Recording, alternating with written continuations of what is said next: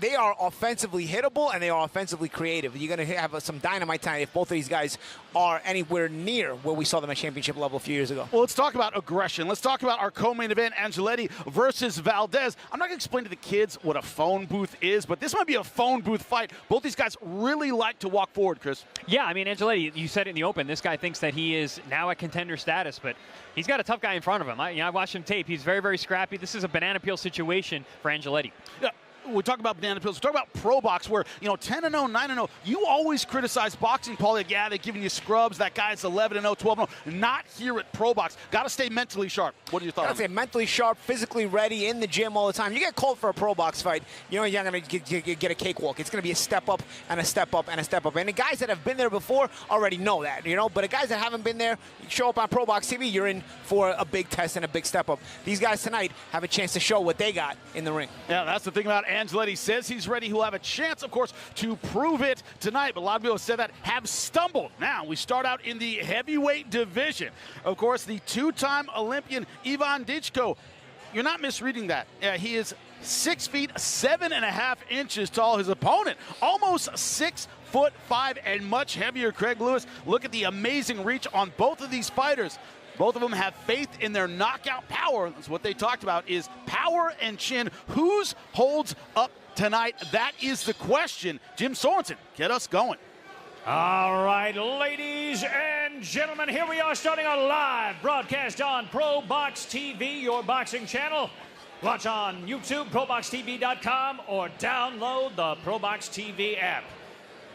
We are getting started here with this next fight, which is scheduled for 8 rounds in the heavyweight division. Your judges for this fight are Michael Ross, Jed O'Connor, and Max Parker Jr. And your referee, the third man in the ring, Gene Del Bianco. Introducing to you first, he fights out of the blue corner. He is wearing the red and blue trunks. He weighed in at 263.8 pounds. His record, 15 wins, 7 losses, 1 draw, with 8 wins by knockout. From Detroit, Michigan, please welcome Crazy Craig Lewis.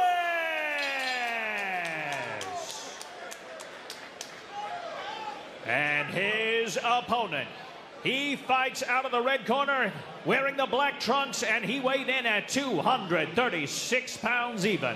He is undefeated. His record, 13 wins, with 12 of those wins coming by knockout. A former 2-time Olympian representing Kazakhstan, fighting out of Pittsburgh, Pennsylvania. Please welcome Ivan Dychko.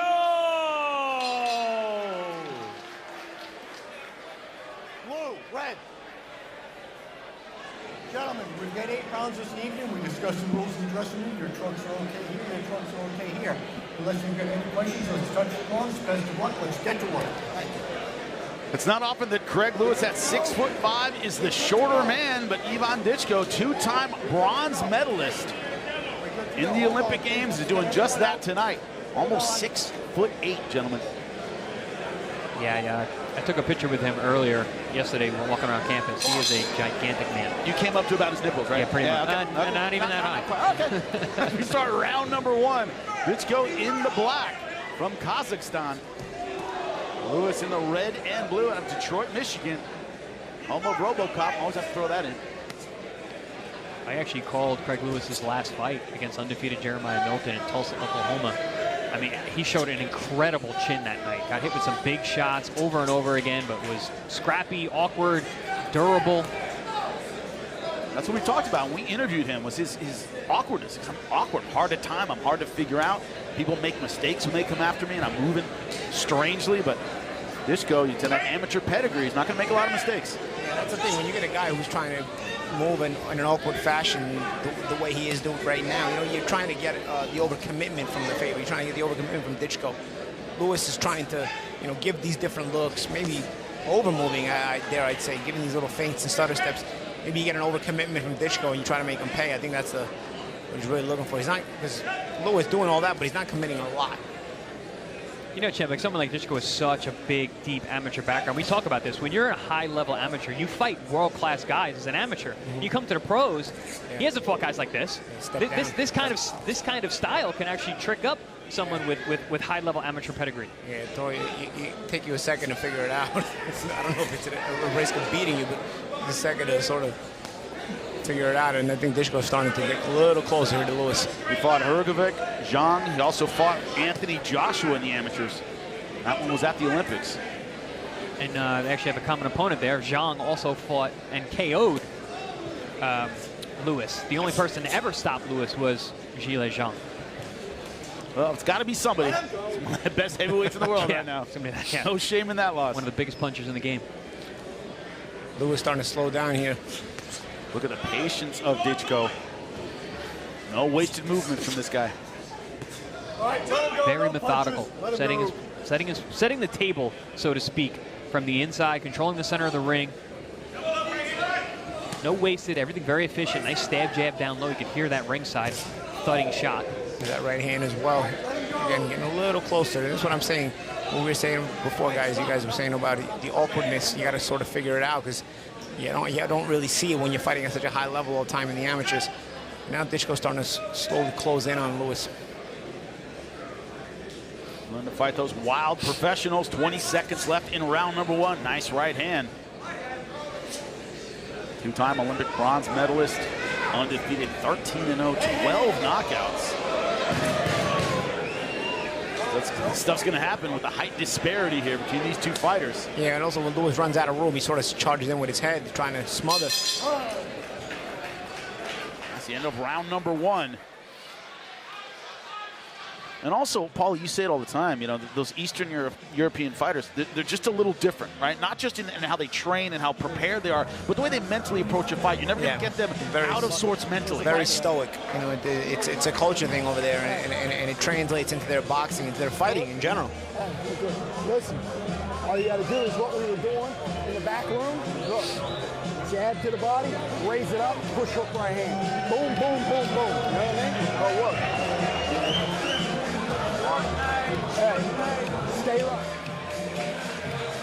I want you to go to him. Put some pressure on him. I ain't seen him throw a punch bagging up yet. Go forward. Put some pressure on him. Right? You get uncomfortable, tie him up. Make him uncomfortable. Don't let him do what he want to do. Make it an uncomfortable fight. Box. Start of round number 2, two gigantic heavyweights. Ivan Dychko from Kazakhstan fighting out of Pittsburgh, Pennsylvania. Taking on crazy Craig Lewis, almost 6'5", fighting out of Detroit, Michigan. Lewis's corner wants him to step forward and throw punches this round. Said he didn't do that in the first round. You see Lewis holding his ground a little more here. And you did mention that stab jab in the first round by Dychko, champion. He's more frequent with it to start this round. Also, Lewis talked about in his interview, works a couple jobs doing security. That can affect training. Dychko, this is all he does. Mouthpiece Crisp out. right hand, mouthpiece out. We were warned that might happen. I wish the ref would have let him go a little bit more there. Put it back in, wash it, and put it Better back for in. Lewis's teeth that he didn't.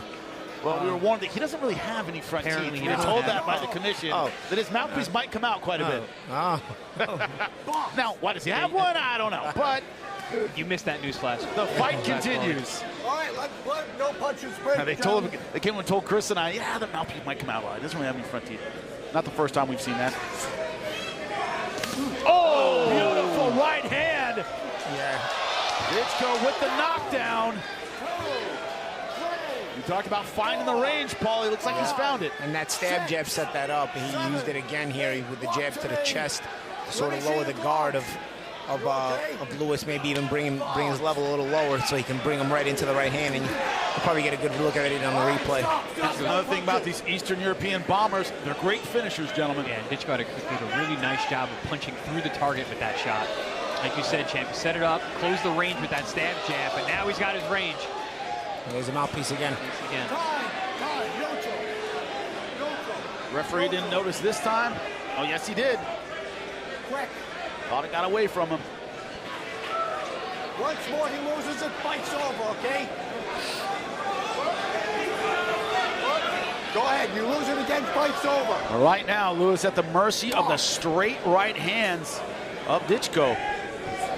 Oh, another beautiful one. They're waving this one off with Lewis still on his feet. Chris, you talked about his durability. He ate that right hand pretty well. Yeah, I mean, he didn't go down on that shot. I'm surprised the ref stepped in. He didn't take him any shots either in the fight. The fight was just getting started. Looked a little bit early to us, but technically, I think the ref could see where this one was going. I think that's the reason for the stoppage. I mean, you could see where it was going before the bell even rang in the first round, but then we still got to fight, guys. Still let him fight, right? It wasn't a typical ProBox TV fight. Right. We knew that already going in, you know? You're not going to take another punch. Disappointed Lewis. But here's a replay. Bangs. That's that stab jab down low, right hand over the top. Boom. There's a little jab on the chin as well. There it is right there. Yeah, changing levels over the top. That was more of an overhand looping shot. Dychko was throwing a lot of straight right hands earlier. That was a good little short right hand there, right over the top. That was nice shot, but we've seen much harder punches. That stiffened him a bit, but Chris, you said it. Lewis has a chin, man. Yeah, he's not. Listen, shot well. That Jeremiah Milton fight, man, I saw him get bludgeoned around the ring, get hit with huge shots all night long and stayed out. This referee for that fight. Yeah, we just switched referees, probably. It was not on the stoppage shot though. I want to bring out the form of Dychko too, holding his ground, catching Lewis coming and using that sweeping left hook to kind of push him into the right hand, so that he was able to land a solid right hand.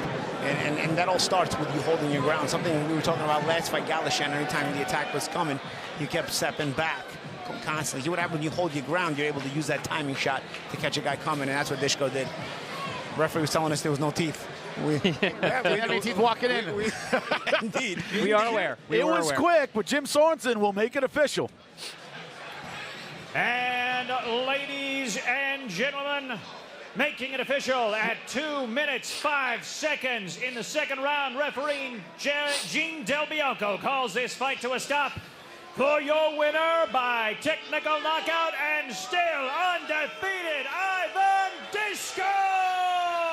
Ivan Dychko, undefeated heavyweight. Let's make it 13 out of 14. I would remember this name, ProBox TV fans. Heavyweights that can hit hard at a premium, but technical guys. His height and his technique, that is an incredible combination. This guy has a long way to go, but man, didn't even break a sweat tonight. So, backstage, of course, we have a main eventer looking to get back in that rarefied air of championship fights. Jeison Rosario, right now, talking to Beatriz Callis. Jeison Banana Rosario, uno de los peleadores del evento estelar de esta noche, representando a República Dominicana, representing Dominican Republic. Jeison, esta es tu primera pelea del 2024, tienes un nuevo coach.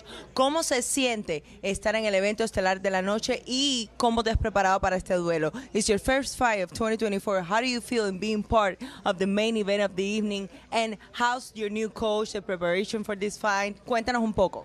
Bueno, primeramente gracias a Dios. Segundo, me siento súper agradecido con la oportunidad de estar peleando en ProBox. Me siento súper emocionado estar en el show estelar. Y en cuanto a mi coach, creo que fue un ángel que me mandó Dios. Y el hombre fortaleció mi mente y fortaleció mi cuerpo. Estamos ready para todo lo que venga el día de hoy. I feel very blessed. I'm very thankful for my coach, and we're ready for everything that comes along in my professional career, and very thankful to be part of the main event in ProBox TV. Jeison, tú también fuiste campeón en la división de peso welter. You were also a welterweight division world champion. Are you planning to stay in the same division? Do you feel comfortable in 160 pounds? ¿Te sientes cómodo en las 160 libras o planeas cambiar de división? No, realmente nos vamos a radicar ahora las 160.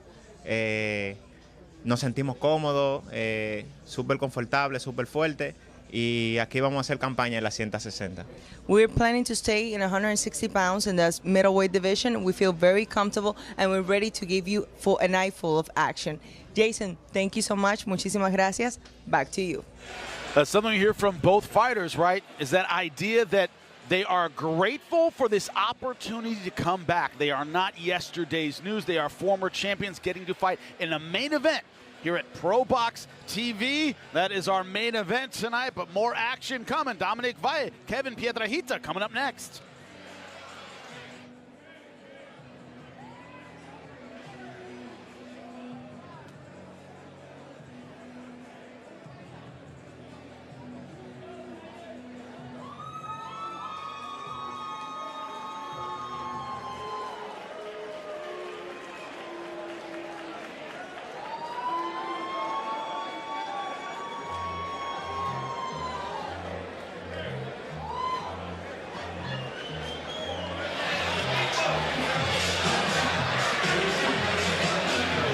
Welcome back inside the ProBox TV ring.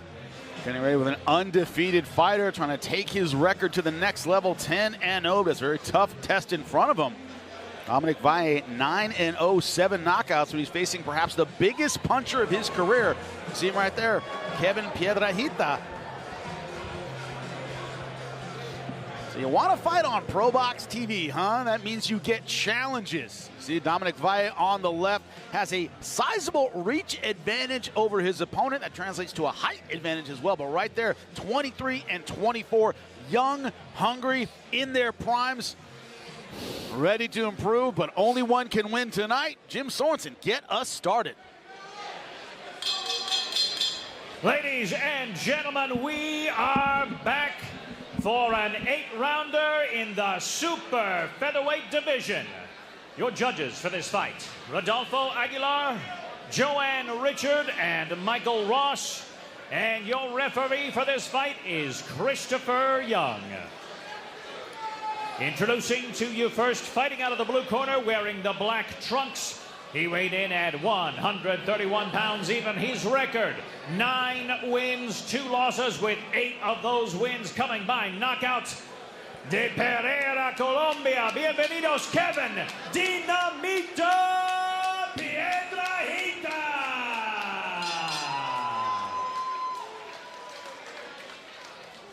And his opponent, fighting out of the red corner, wearing the black and orange trunks. He weighed in at 130.6 pounds. He is undefeated. His record, 9 wins with 7 wins coming by way of knockout from Tampa, Florida. Give a hometown welcome to Dominic Valle.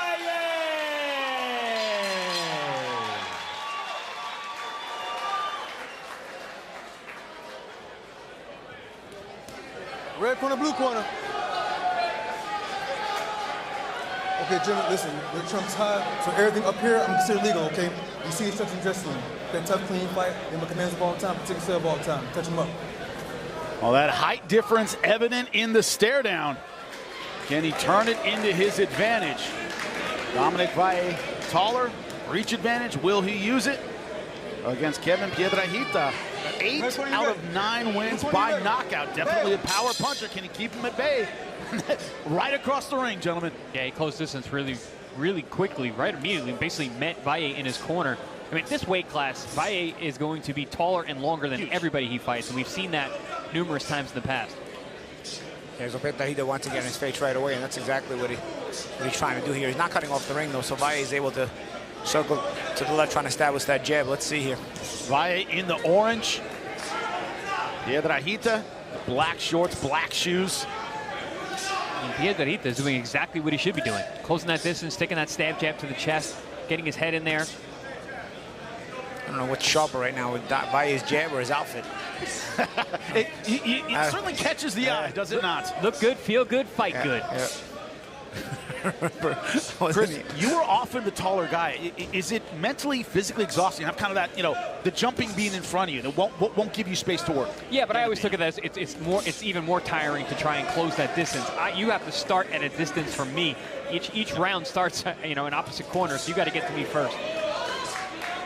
When you talk about look good, feel good, champ, I can remember my first national amateur tournament, and my teammates were more experienced. It was Valle setting up some shots here. And one of my teammates goes, bro, because you're fighting a bunch of guys you don't know. You're just drawing each other. And he good shots there from Valle as well. But and he goes, just judge by how they look like. If a guy's dressed, you can tell if somebody can fight based on how they dress. and he points to some guy who had some Daisy Duke type shorts on. He goes, see, like that guy can't fight. so, I mean, it can throw you off if you go back far enough. Because Hagel was pretty plain, and he would murder you. If that were true, we could just raise Valle's hand right now. Yeah. he's winning the fashion contest, no doubt about it. Flashy clothes from Valle, but doing a good job with his jab, keeping that stick in the face of Piedrahita. Well, you can see Piedrahita, his face is all red. Forehead, nose, everything. He's running into those jabs. Valle doing exactly what he should do as the taller man, making him pay for closing that distance. And that's the thing, he's also front foot heavy. He's on that front foot. And a lot of times when you're front foot heavy, you take a lot of jabs. You could be hit with those straight shots right up the middle because you kind of put your head out there for them. You can also be hit with uppercuts, which is a punch we've seen Valle use in the past as well. So there it is right there. That's double uppercut, right hand and left hook. Piedrahita, 49 rounds as a pro, does have a lot of experience. A lot of KOs too. Yep. 8 KOs and 9 wins. Got power. You know what normally comes with power? Confidence. And you can see that in even his style. Coming out right away, trying to meet Valle in his own corner. Nice uppercut on the inside. Valle's starting to see those uppercuts. He's also touched the body here and there as well. And that's one thing, way to take away the confidence of a fighter or the determination of a fighter is keep going to the body and breaking them down. Takes away the will to fight as they fatigue with the body shots. See if Valle can continue to do that. Piedrahita is working so much harder than Valle is, where he's sitting in that perch position on the outside, landing shots. You want to press, you better have the gas tank to go with it. Yep. Mira, hay que meterle presión. Por favor, mueve la cabeza ya, muévelo. Sigue entrando dentro, que es lo que trabaja dentro. No trabaja afuera porque él es largo. Trabaja adentro para que no pueda sacar las manos. Eso es, va a calentar, ahí va calentando, porque es lo que le sigue metiendo las manos. Sit and go right back. You got me? All right? Use your jab, be effective with your legs, with your stance. Be in an athletic position to go again, all right? You're throwing all arm shots. Let me get some good shots going, all right? Use them legs, okay, kid? That jab works, the uppercut, the uppercut, boom, boom, boom. Heard the advice in the corner. That's something you always had, Chris, to make this analogy to the taller fighter. You always had good legs. You're always moving as you were throwing the jab. Advice from the corner, don't forget your legs. I think that was great advice, and Valle did that well in the first round. He's holding his position, but also using that lateral movement to readjust, reposition himself. Good stuff in the first round from Valle against a very, very aggressive Piedrahita. He's aggressive, but he's coming at the same speed all the time. Yeah. He's bringing the pressure at the same speed all the time, so it's easy to start to get a timing for Valle. I think in the first round we saw what both men need to do in order to be successful here. You've got Valle obviously on the outside, making Piedrahita pay for coming in. But Piedrahita closing that distance, banging the body, hitting that long torso. That's what he needs to do to be successful. Paulie, a lot of times you were the shorter man having to get inside. What is Piedrahita not doing to make it easier? Well, first of all, you got to switch the rhythm up a little bit. Like I said before, he's sort of on one gear, just coming straight forward at the same speed, same look, everything else. You want to switch that up a little bit because not only are you more predictable, but you're going to get there at the same speed. Valle's going to know what punches to throw. He's going to already be deciding how he's going to meet you every time you get there because he already realizes even off a break, you're coming right back in at that same speed and that same look. And he's still front foot heavy. So nice overhand right. I think he got Valle's attention with that shot too, guys. Absolutely. Leg went stiff. This was considered a big test for Valle. His brother, Marcus Valle, lost his last time out against Sosa in a big test. Valle has respect for what happens here at ProBox TV. Tough fights. Power can change momentum there. That shot did get Valle's attention. You see Valle not as excited about working in there. Now he's getting back to working. And popping uppercuts. And that would be the smart thing to do for Valle. Continue to go to the body, take away the energy and the punching power. And Valle has a great left hook to the body, which you just saw there. Piedrahita just landed a good left hook upstairs. This is the range where Piedrahita wants to be. He's landed some big shots and has had an effect on Valle here in round 2. Piedrahita, to his credit, keeps coming. At this range, he can also be at the mercy of the Valle hook to the body if Valle keeps using it. Jimmy, you mentioned the legs at the beginning of this round. I think you jinxed Valle because that's exactly what he's not doing here. He did forget about the legs, just like his corner said not to. Don't forget your legs, keep moving. And Champion, you were talking about Piedrahita coming at the same speed, I always try to liken things to like war. If you're fighting uphill, you have to be deceptive. You can't just go in the front door when you got a guy who's got the height and reach advantage. You know what he's trying to do? He's trying to just break the will of the undefeated prospect by continuing to press. Being a battering ram. And make him think, oh, I can't get this guy off me. Sometimes that works, but, you know, Valle we've seen has the pedigree that it probably takes a little bit more than that to take away the confidence that he has. You see Valle now starting to establish a little bit of distance with that jab here. There you go. There's that little deceptive head movement in and out. 10 seconds. Haven't seen any feints from Piedrahita. They talk about deception. Haven't seen a whole lot of it as we end round number 2.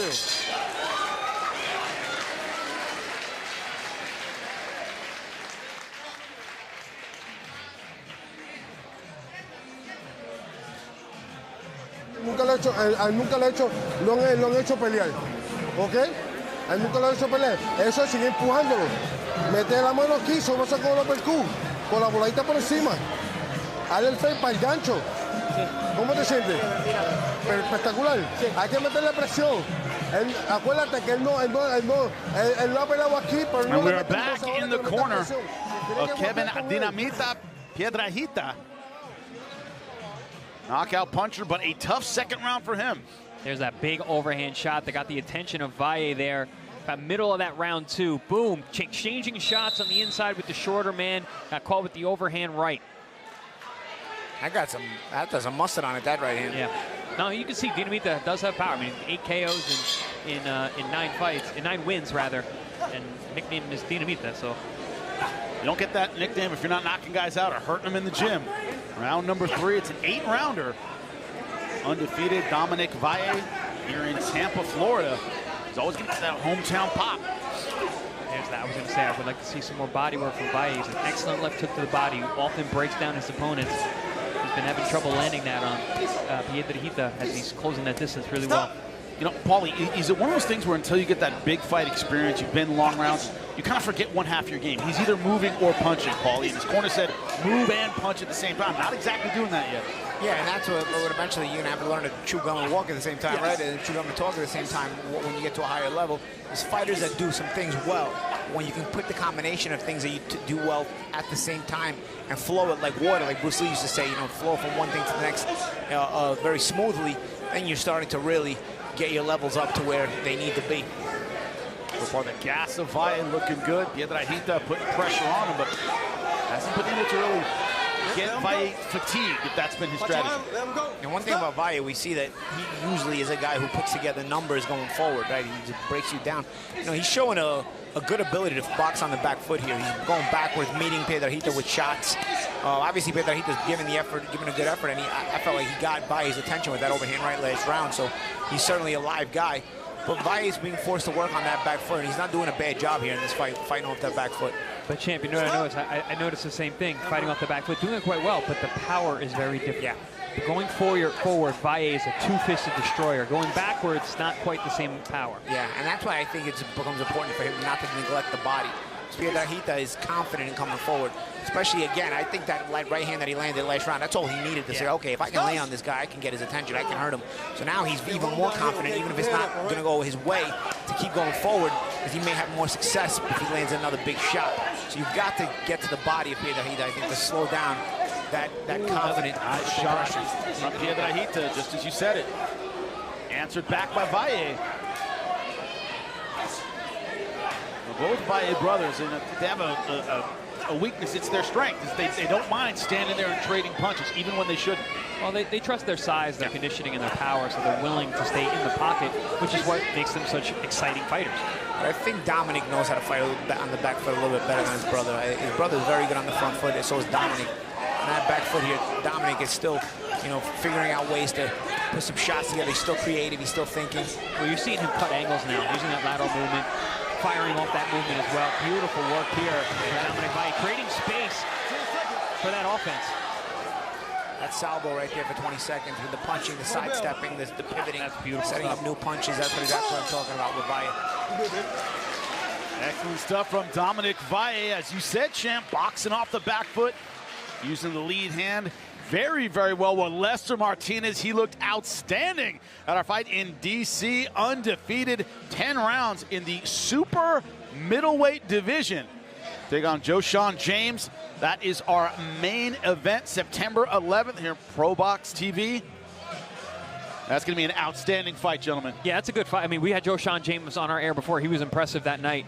But speaking of impressive, was the work that Dominic Valle was able to do in there in round 3, changing angles, fighting off that back foot, made a nice adjustment after taking a big right hand in round 2 to really be able to befuddle and land some big shots, cutting angles, creating openings there for Dominic Valle.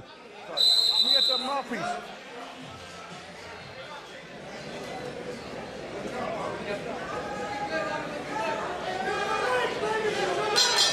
Good work so far from Dominic Valle. Can Kevin Piedrahita flip the script here in round number 4? A lot of rounds to go. Not even halfway there yet. Piedrahita is committed to that bull forward mentality. Valle recently became a father. I know you two guys don't know this. He's doing this on no sleep. If that isn't impressive. No, I hope that's not the case. Trust me, it is the case. Trust me. That's why fighters go to training camp, ladies and gentlemen. To get away from all their responsibility. Got to be able to sleep in camp. Yep. Hey, right now, as you said, holding his ground a bit. His corner has said, use your feet, angle a bit more. But at heart, this guy's a fighter. And when pushed, he's going to fight. Yeah, well, Piedrahita is really putting on a lot of pressure here. He made an adjustment here in this round himself. Last round, he got out of box. This round, he's putting out that intense pressure that we saw in round 2, which was able to create some openings for his power. His very respectable power. Good combination here by Valle. And that's exactly one example of why he's holding his ground here and there, because even when you're a boxer against a pressure guy like this, there's moments you got to pick where you hold your ground, and then there's moments where you go back to boxing. If you don't pick those moments here and there to hold your ground and get that respect, these guys are going to continue to walk you down. Now Valle with the bloody nose, and it's almost like he woke him up, and he's putting together a lot more numbers. Yeah, I like the way he's throwing his shots now, too. He's throwing one punch for the next punch. And he's such a good combination puncher, and he builds off momentum. Here's that momentum building here. Piedrahita backing up, stunned for the first time in this fight.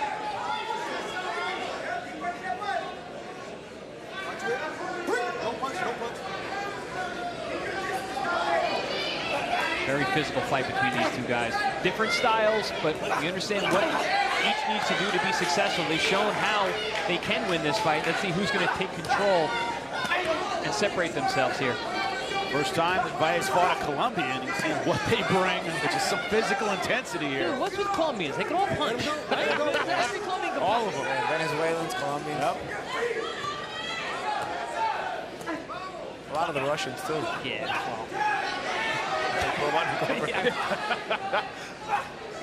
And out come the smocks, ladies and gentlemen. Smock-worthy fight. Smock-worthy fight. Blood coming out of the nose of Valle.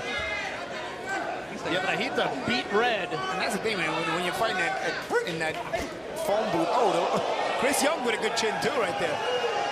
He rolled with it. He did. The referee took that shot. He pointed at Piedrahita and be like, bro, you do that again, we're going to have a problem. He rolled with it, though. It's a tough ref, ladies and gentlemen. Combinations continue from Dominic Valle. We're halfway through this war of a fight. I think Chris Young wanted to snuff him. He got mad at him. I like the attitude of Piedrahita. He's here to win this fight. We don't have B-sides here. We don't have opponents. Piedrahita is here to win this fight. El tipo está cansado, no puede contigo. Ya, no va a ganar. Ya, oye. Vamos. Yeah, Piedrahita didn't show up just to Está show up. perdiendo. No, not at all. No. Vamos. He didn't show up for a check. He showed up to win. Here we're going to see Dominic Valle really setting up some numbers here. Beautiful building off of that momentum that he created. Blood from the nose, but it's not slowing him down one bit. A lot of that is not getting through, and maybe that's also why there's a shot on Chris Young. Referee's got a chin. he looked at him like really, bro? Chris Young thought about hitting him. He was like, if we weren't in this ring right now. Don't want to get involved in the fight. Referee is a consummate professional. Yep. He just gave us a shrug from ringside. It happens. All in a day's work. one of the best referees down here in the South Florida area. See him get a lot of work. Halfway through this 8-round fight, and gentlemen, you hear it all the time in combat sports, never set a pace you can't keep. Piedrahita has been in the chest of Valle. Hasn't always been successful, but he hasn't set a pace that he hasn't been able to keep in the last couple rounds. Yeah, he's kept the pace, but he hasn't been effective in my eyes. I think that Dominic Valle is showing some really, really nice boxing skills, fighting off that back foot, ripping combinations, cutting angles, creating openings. You name it, Dominic Valle has been doing it. It's one of those things, too, though, even if it's not effective enough to maybe be winning the fight, it's effective enough to make Valle uncomfortable. Keep Valle thinking, keep Valle moving, and keep Valle figuring out ways that he's going to, stay ahead in this fight. Ooh, a nice timing uppercut. That was a beautiful shot. Paulie, that's something you always harp on is mental fatigue, right? Just having someone in just mentally fatigued. Valle's so far worn it pretty well. We haven't seen that mental fatigue. There's fights you can win 10-0 and the guy will keep you working constantly. Piedrahita, not to say Piedrahita hasn't won some moments in this fight, because he has.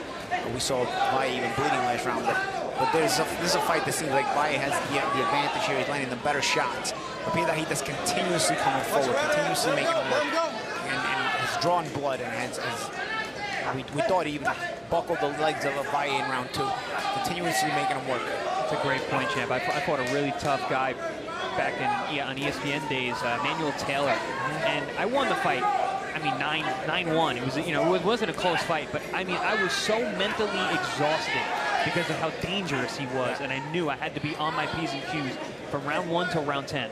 Yeah, and those are the fights that they mature you mentally as well as physically. And this is the kind of fight here with Valle.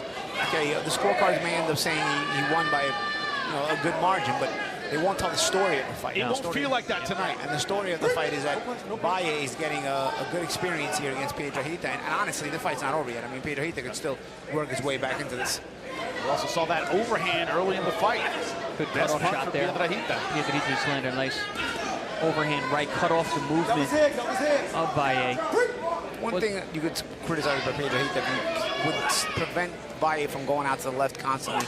Would Valle get more uncomfortable? Cutting body shot with the left hand from Valle. Yeah, but Champ, I think he's getting tamed.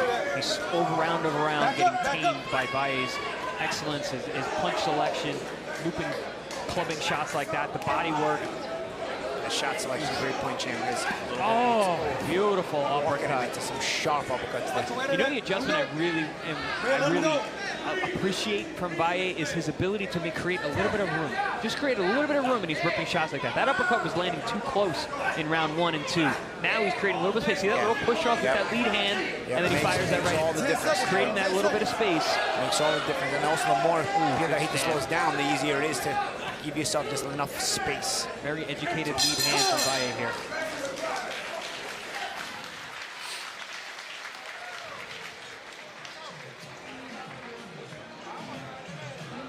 Denle por abajo, papá. Denle por abajo. Mira. Tira por abajo. Tiene que cerrarle el camino. Tiene que meterte adentro porque te está ganando de afuera. Y está esperando.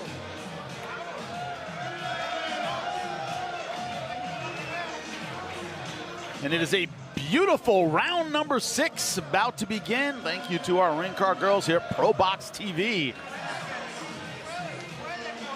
It's been an exciting fight so far, but Dominic Valle technically in control throughout. Excellent footwork, excellent movement. His Colombian opponent, Kevin Piedrahita, has made it a brawl, made it a fight. But the tactics have belonged to that man in the orange, Dominic Valle. He's boxed as sharp as he's looked, Paulie. Yeah. Sharp as his trunks. And he's had to keep working the entire time, too. Living up to the wardrobe. Continuously, even at this bell here, we're in round 6. Piedrahita went right across the ring at the bell and got right on Valle, like white on rice. And you mentioned, Champ, the uncomfortability of having a guy like Piedrahita who's constantly coming at you like this. If you look at the facial expressions of Valle, he doesn't seem perturbed. Comes out of the round, like, all right, he meets me in my corner, cool. I'm going to hit him with a 5-piece, I'm going to step off. I'm going to keep going, I'm going to do it again. And that's the approach you got to have. If the guy goes, he's going to go. But you're there to work, and you're there to work for as long as you need to work. Obviously, with punchers, maybe they get spoiled. I wouldn't know. I wouldn't understand that part. But, you know, maybe they get spoiled. They're not used to working hard. But honestly, this is very impressive from Valle as well because he gets a lot of knockouts. And yet he's, as you said, not even perturbed. You know, it's cool as a cucumber underneath the stress and the pressure. He showed up to work regardless of how long this fight's going to go. And he's here to work all night. The only place you get that is the gym. That's hard sparring, that's round after round, putting in the work, understanding you got the gas tank, understanding you've been in uncomfortable positions in the ring. Valle is putting that work on display here tonight. See the switch of direction there, left and right there. But then that's that he does one-dimensional footwork. He's going straight in. And you see Valle is watching, going to go here and then going to the left. Which now sets even. Nice right hand from Dominic Valle right in front of us. Piedrahita. Stay tested chest to chest. Nice step around there from Valle. Put Piedrahita in the corner for a moment. Back to the center of the ring. Also, since Valle started bleeding from the nose, which actually they could control very well in the corner, you gotta give his cut man some credit there as well. Since that shot, it's almost like he got angry. He's throwing more punches. He's put together more shots. But the shot selection, Chris, if you can speak to this, he hasn't put anything behind any one shot necessarily. He's been throwing them out there just like that. Good, sharp combinations, not, you know, spending too much energy on it. Yeah, I mean, he gets a lot of knockouts, but I don't think he's a puncher per se. He's a combination guy, breaks you down, beats you up, and just really beats the drum and gets you out of there on attrition. He's not a one-punch guy, although he is a very good body puncher. Nice combination. Both sides of the body, high and low. Next level stuff from Dominic Valle. So many fighters here at ProBox TV get that 8-0, between 8 and 15 fights, let's say. And you get that big step up here. A lot of them aren't mentally ready. Valle looks mentally ready. Yeah, staying very cool, very relaxed. And, you know, I always say the best confidence in the world is being in shape. You can tell Dominic Valle does his work in the gym. He's conditioned. One of the issues Piedrahita has with his pressure is that he tries to get there first, then punch. Right. And then Valle is able to meet him with punches before he starts punching sometimes. When we were talking about the shorter man, something that shorter guys always forget to do is jab your way in. You can jab with the longer guy.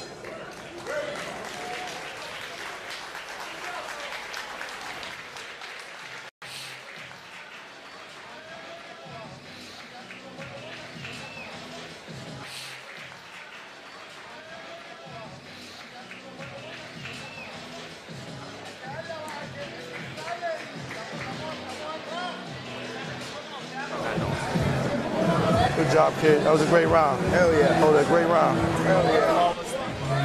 Yeah. Yeah, man. And don't fall asleep. You gotta be super alert. All right. That's all he has. Welcome back to Wednesday Night Fights, ProBox TV. Dominic Valle got told by his coach, great stuff, but don't relax yet. This is the great stuff, champ. Even here, we see Valle getting pinned in the corner there by Piedrahita. But Valle being very smart, using that little left arm to post out, create a little space, and then ties his man up. Right after that replay, you spun around, got back to the center of the ring, which is exactly what you do when you're a taller man. You get caught along the ropes or in the corner. Here comes Piedrahita, immediately rushing forward and pins Valle along the ropes. This is what he needs to do. I'm sure he got a tongue lashing in the corner there, saying he needs to step it up. Round number 7 of an 8-round fight. 2 left have been controlled by combinations just like that from Dominic Valle here in Tampa, Florida. You see the red marks on the flanks of Valle there from those body shots. That good overhand right again from Piedrahita. It seems like for Dinamita, he just needs to throw caution to the wind and just fight, because when he's staying in that mid-range and he's allowing Valle to get off, he's getting tuned up. Good body shot there from Piedrahita, good around the elbow to the liver of Valle. These guys are cracking. Yeah, and again, the numbers too, you know, the eye-catching. You know, Piedrahita wants to get there first and then punch, as I said last round. He's not using the style to punch his way in. You see, he doesn't really, he's not able to create spaces. Well, a lot of times he gets there and he smothers himself too because of that. When you punch your way in, you're able to create the proper distance to get leverage on your shots. In the first round, Piedrahita came out with a stiff jab to the chest, which is a great move against a taller guy. Back him up, push him off that front foot, get him off balance, but he's gone away from that. Dominic Valle now, for the first time, kind of physically pressing himself. Yeah, he's trying to push him. Whoa, that's That's why that might be dangerous. He throws that thing like a baseball. Like an anvil. Hammer of Thor coming over the top. Like a fallen safe. He's gonna say that all the time. That's an old school one. Looney Tunes? Anybody? Just us? Okay. Kids still watch it, right? It's too violent now. I think they took that I off. love it. Good right hand from Valle.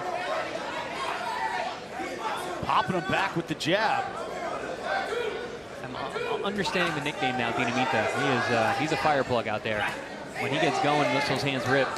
A lot of fighters would have taken a backward step at some point under this assault, but no, he's not been broken. Absolutely not. No, he's still in this fight trying to win. He's getting outclassed at times, but certainly his will is there. Big left hook upstairs. As you said, champ, it's the confidence of a knockout puncher. I can finish you with one shot. Doesn't matter how far behind I am. It only takes one. Oh, nice looping shot on the forehead of Piedrahita. He's got a good chin too, does Piedrahita, because he got hit with the big shots tonight. Oh, back to work for the big shot from Piedrahita. Valle got rocked. First time an element of danger for Dominic Valle. Clip with a big one. Just we were discussing the power of Piedrahita. When we talk about the pressure in all 3 minutes. Oh, another good left hand. Going to war at the end of the round. Wow.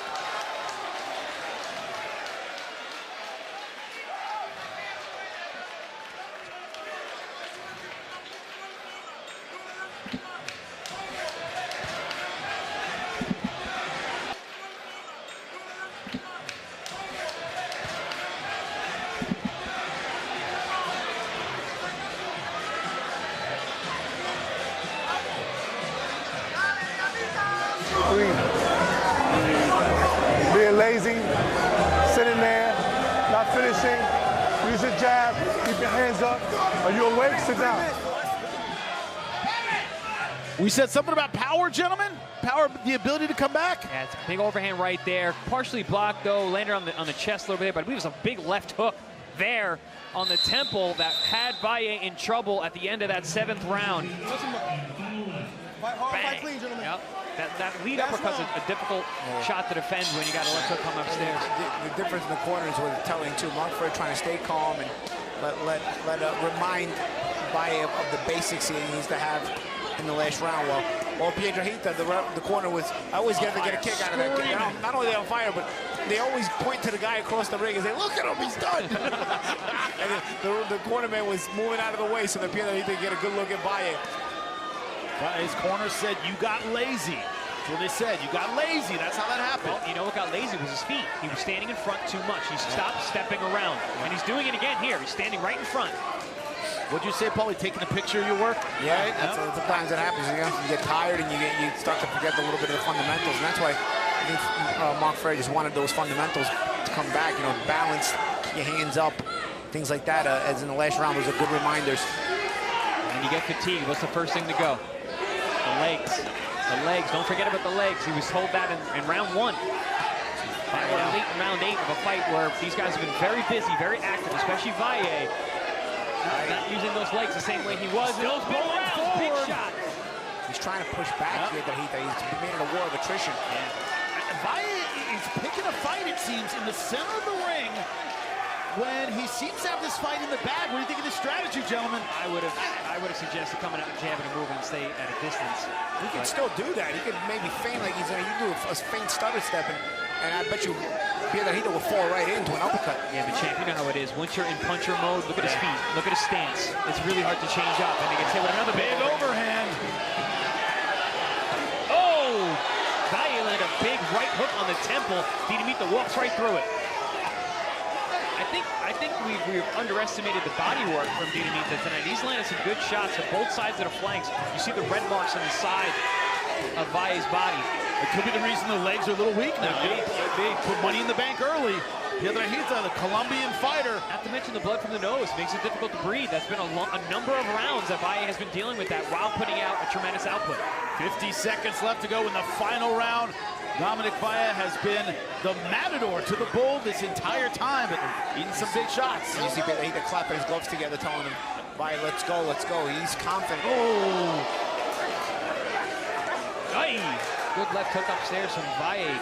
But again, Piedrahita showing a good chin, coming forward, believing in his power. Fire plug, man. He's a fire hydrant going big shots. One of those guys, he may come up short if he doesn't get the finish in 20 seconds, but I want to see him again. Yeah, for sure. Bring this guy back. ProBox TV matchmakers doing a great job once again. I don't know who they're looking at or where they're going, but this Colombian fighter can bang. Aye. Big shot. Well, Dominic Valle, a fantastic performance. Smock-worthy. Yeah, smock-worthy for sure, ladies and gentlemen. Evan Piedrahita, welcome to ProBox. That was a ton of fun. These guys are back and forth. Some big shots right there. This is that last round. Probably the most consistent round for Piedrahita all night, landing multiple overhand rights throughout. Good body work. Good close for that man right there. It's one of those where, woo, like he won a 12-rounder. A seven on. Piedrahita started picking it up.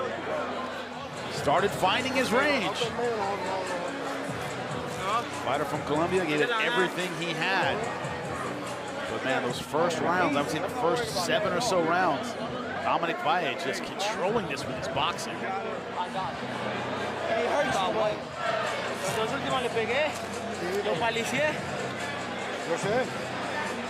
He's going to learn a lot tonight. Yeah, first round, Piedrahita put on a lot of pressure right away, came forward, but it was the combination punching and fighting off that back foot from Valle. It was very efficient work early on. There you see the body work coming upstairs as well. You know, he made a good adjustment in the middle rounds, did Valle, where he started actually creating angles, stepping around, making a little bit of distance, using some push-off tactics, using that post with the lead in, using his forearm, opening shots up for combinations just like this. And I mentioned how he is a momentum fighter. He likes to build off of his offense and create openings for combinations. But it was that big overhand shot and the power of Piedrahita that changed things around at times. But again, Valle, being the more dynamic fighter with more options, was able to control a lot of the time and a lot of the space in the ring in the middle rounds.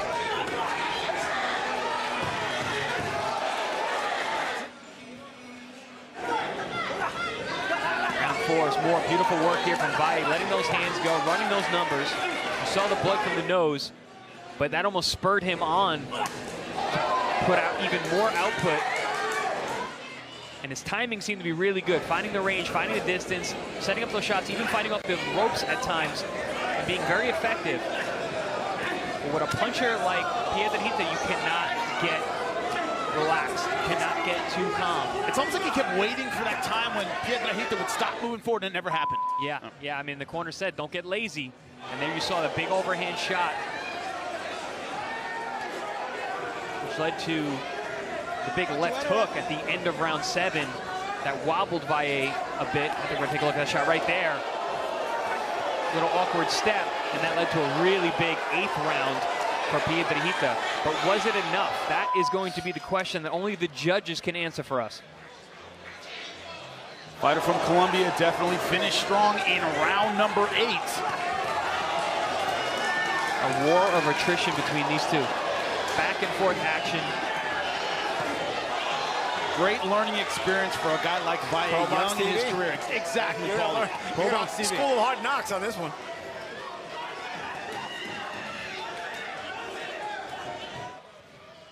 Well, the scores are in. Did Valle do enough? Jim Sorensen, make it official.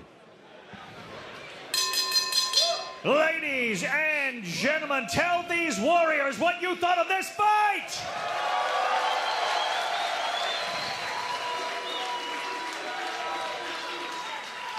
After 8 rounds, we go to the judges' scorecards. Ladies and gentlemen, Judge Michael Ross sees this bout 78-74.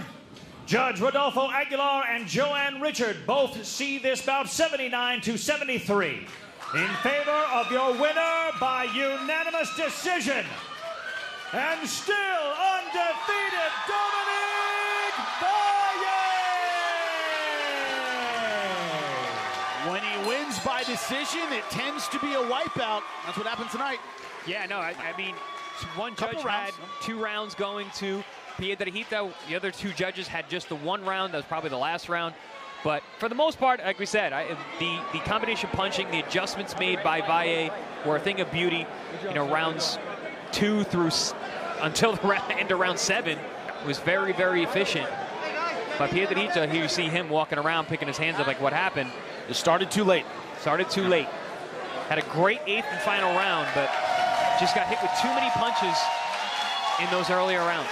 I could see rounds 7 and 8 going to Piedrahita. Only one judge saw it that way.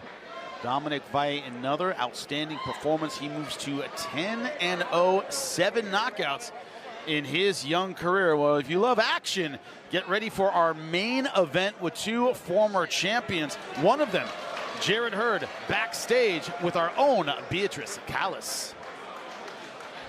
I'm here with Jerrett Hurd, one of the fighters of the main event of the evening, uno de los peleadores del evento estelar de esta noche.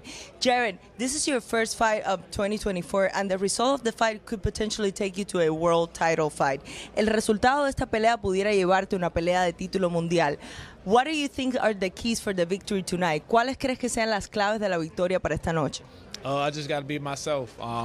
You know, I've been here before. I've been on this level.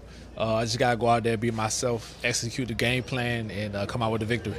Solamente tengo que ser yo mismo, ejecutar el plan que tenemos y probar que puedo traer una victoria. Now, you fought Elisandi Lara in 2018, and your last fight of 2023, you won by way of knockout. Venciste en tu última pelea en el 2023. If you secure a victory tonight, who would you like to fight next? Si ganas este duelo, ¿con quién te gustaría enfrentarte? Any of the champions. You know, this fight right here should take me to that level where I want to face any of the champions. I'm a big name in the sport. Me at 160, clashing with any of those guys, it'd be a mega fight. Me encantaría enfrentarme con cualquier campeón que estaría disponible. Al final yo vengo aquí a ganar y a probar mis cualidades boxísticas. Jared, muchísimas gracias. Back to you. Beatrice is not short. That is a big middleweight. And Jerrett, I know you guys don't know, but she is not short. And Jerrett Hurd, a gigantic middleweight. My God, the action, gentlemen. And we're just leading into the co-main event of the evening. Keeps on going with Michael Angeletti versus Geraldo Valdez.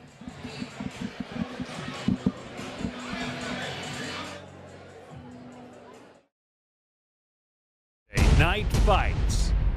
Dynamite action on Wednesday Night Fights every other Wednesday on your boxing channel. Coming up on your next Wednesday Night Fights, September 11th, rising Guatemalan star Lester Martinez puts his O on the line against fellow undefeated warrior Jeison Showtime James. Live from the ProBox Event Center in Plant City. Get your tickets at ProBoxTV.com or take your chances at the door. Wednesday Night Fights.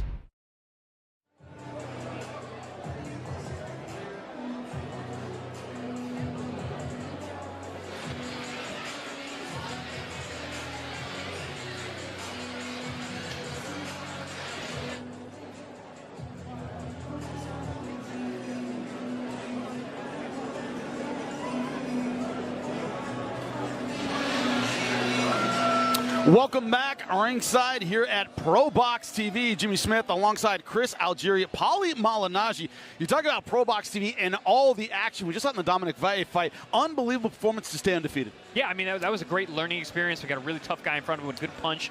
He got tested early and especially late, but he showed his class in those middle rounds and certainly did enough to win on my scorecard. And Paulie, you talk about going back to the gym and finding those rounds. Hey, here's what you did wrong. Here's what you have to improve. Because it only gets tougher here on ProBox TV. Yeah, not only doing that, I mean, the fact that you get those rounds in the gym is the reason you're able to navigate your way through a fight like this. Well, we talked about how he stayed comfortable the whole way despite being under that duress, under the heat. You know, he ended up winning on scorecards that were relatively wide, but he had to work hard every round. And then those scorecards on paper, you judge that fight with the scorecards on paper. You didn't see the fight physically. You don't know that how much he learned tonight and how much he got out of this tonight. That mentally he can navigate his way through a fight like this. You know you can do it when you do it in the gym. Once you go through it in a fight, it's sort of like a baptism by fire. Different in there. Yeah, it's different in there. It's always different in there, and a good coach is going to tell you it's only gets harder from here. And the reason ProBox TV has the fight it has is because of the boss. That's right, a message from our boss here at ProBox TV, Gary Jonas. Here it is. Look, I was there ringside, and I could say it was a lot of fun. You know, and Chris and I were making some eye contact throughout the evening. And look, I wasn't surprised. They call it a big upset, but, you know, Angelo's an ex-champion when he came over to ProBox TV. So I really don't think it was a big surprise. But knocking him out like cold like that kind of got me out of my chair and surprised me a lot. So it was a fun fight to watch, and overall, Angelo did us proud, as did Hot Rod the week before. But Angelo did us proud because it really is a testament to our platform, right? And I think that sometimes boxing fans early on, and when we were establishing the brand, took it for granted because it was free on YouTube. That was a very different approach. Most people didn't do that before. So with that, you would just assume, oh, if it's free on YouTube, it must be junk.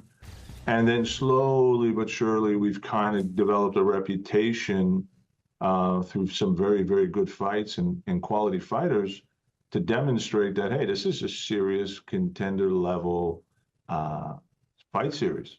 And that just because it's free on YouTube, don't punish us for that, just enjoy it. Get the ProBox TV app, better quality, and never miss out on your boxing news, your Wednesday night fights. Also adding a chat feature, communicate with other fans, because you know everybody's opinionated on ProBox TV. We hear it all the time, You're right, telling Chris? me. Paulie doesn't need to be reminded how opinionated the ProBox TV fans are. Get the app, ProBox TV. Enjoy all the news, all the fights. Never miss out on any of it. The quality is outstanding on the app. Better than here.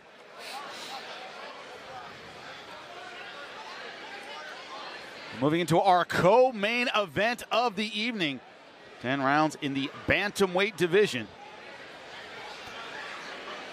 Oh my God, that's right, September 11th, an amazing card. Lester Martinez, undefeated super middleweight versus Jeison James. That is gonna be incredible. Lester Martinez, last time we saw him at our amazing card in DC, he looked phenomenal that night. Real power, great combinations. Yeah, I mean, he looked like a new fighter than the guy that we had in our era, and he did it against the best opponent thus far. So that was an extremely impressive night against Carlos Gongora, as a former world title challenger. Excellent performance from Lester Martinez. 27 combined wins in this fight and no losses. I mean, outstanding night of fight, September 11th, as our co-main event fighters make their way into the ProBox ring. Take a look at the odds. Angeletti, a gigantic favorite, minus 2,000 over Geraldo Valdez. I think those numbers are absolutely insane, because I think this can be a lot more competitive than that. Yeah, I mean, listen, this guy Valdez he's a bit of a banana peel. He's tough, he's scrappy, he's in there. I mean, I watched a bunch of tape on him, but Angeletti, he told us, he's like, I'm not a prospect, I'm a contender. I'm ready for the world stage, and he's got to get through Valdez first. That's right. Look at the height advantage and the reach advantage for Angeletti. We saw it in the Valle fight, able to use that very effectively. Will Angeletti do the same? Jim Sorensen, let's get started in our co-main event. Ladies and gentlemen, we are back for our co-main event of the evening. This fight is scheduled for 10 rounds in the Bantamweight division. Your judges, Jed O'Connor, Max Parker Jr., and Rodolfo Aguilar. And the referee is Gene Del Bianco. Introducing to you first, he fights out of the blue corner. He wears the black and gold trunks. He weighed in at 117 pounds even. His record, 16 wins, just one loss, with 11 wins by knockout.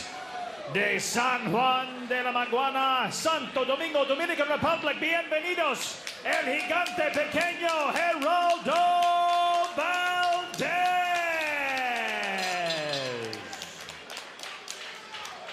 And his opponent fighting out of the red corner, wearing the silver and gold and green trunks. Weighed in at 117.8 pounds, he is undefeated. His record, 11 wins, with 7 of those wins coming by knockout. Fighting out of Houston, Texas, representing New Orleans, Louisiana, give it up for Michael Angeletti.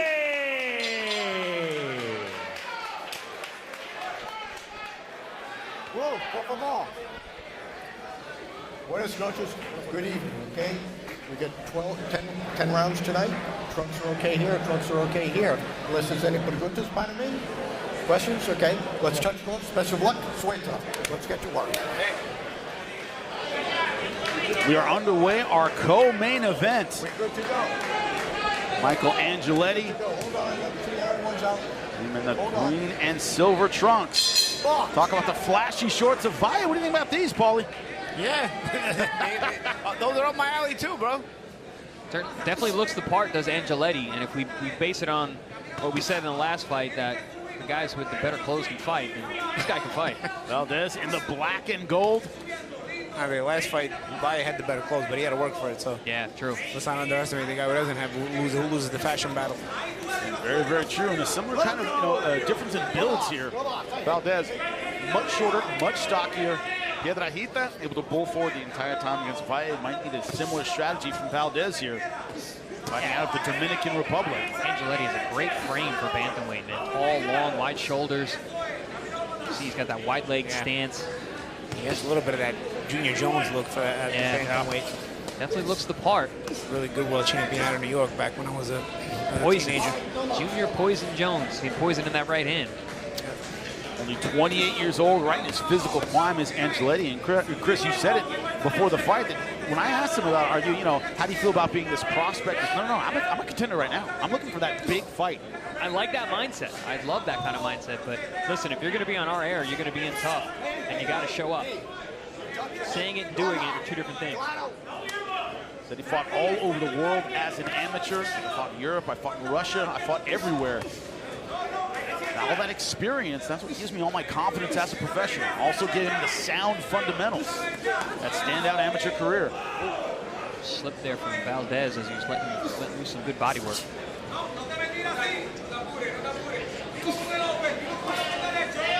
Valdez is tough, not really hard to find. He's a shorter man, comes in with that high guard, but he's got good pop in those fists. He's got 11 KOs and 16 wins. Doesn't mind punching with you either, which makes him a very dangerous puncher. Yeah, and understands his positioning very, very well too. Angeletti's putting together some flashy shots, some good speed shots, but Valdez not really breaking position. He's looking to punch back. See again right there, gets low, stays, holds that position. High guard, so he can get right back and stress Angeletti. Valdez also boxed for the national team in the Dominican Republic, fought internationally as well. Also from the tape that I watched, fights with a lot of confidence. Again, with guys who have power, generally have confidence to go back that up.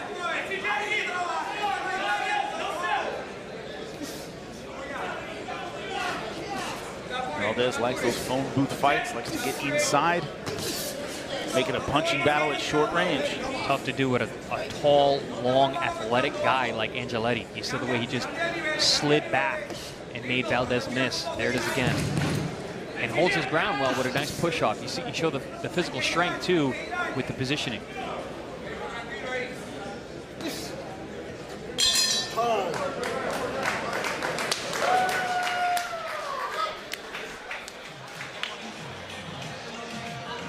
Mírame.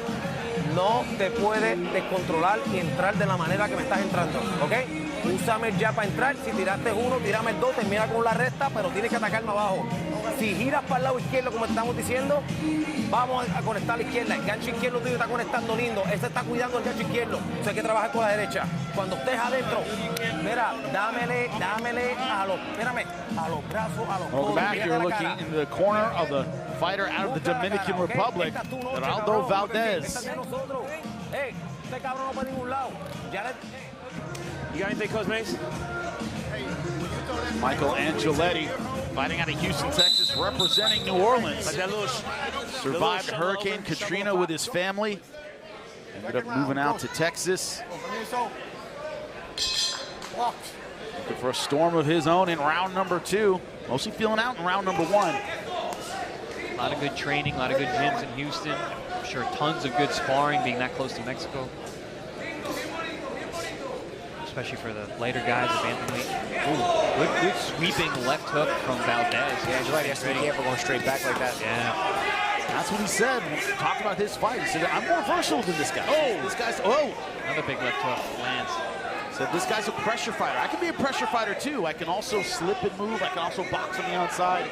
He said that's the difference. Valdez thinks he found a good weapon in that left hand. Angeletti, you don't want to get in the mud here with a guy like Valdez. That's what he wants to drag you to, right? He wants to drag you into this kind of fight here. You know, Angeletti has a height advantage, a speed advantage. He's very athletic. Why don't you just keep that fight, you know, keep those tight exchanges to a minimum, just the ones you need. And then sort of lull Valdez to sleep. He's got the height and the frame to do that, and also the speed to do that. It gives Valdez the chance to sort of play in the mud like this. Only increase the confidence of Valdez. And that's a great way to put it, champ. You know, your feet are stuck. You're not really moving, and it's a dirty fight, right? Yeah. You know, chest to chest. Yeah. Then you wind up, you know, looking for big shots that you don't really need to look at. You know what I'm look for. Sometimes the simplicity shots are the ones that will control a guy like this at first, for the first half of the fight. You brawl a boxer, you box a brawler, right? You find yourself looking for, you know, big shots that you don't really need to look for.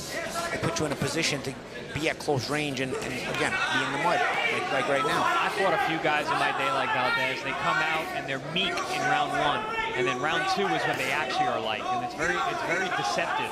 And I think Angeletti got tricked a bit here. In the first round, it was easy to keep a distance, use athleticism. He's like, this guy doesn't have that much. I'm going to stay in the center, and he's getting hit with some big shots now. Valdez is bringing it. Nice, sharp right hand. Yeah. He should be jabbing. You know, he should be controlling this fight from range with his jab. You know, he's tall, he's got a good jab. He can control that, use those feints with his feet. You know, switch it up a little bit.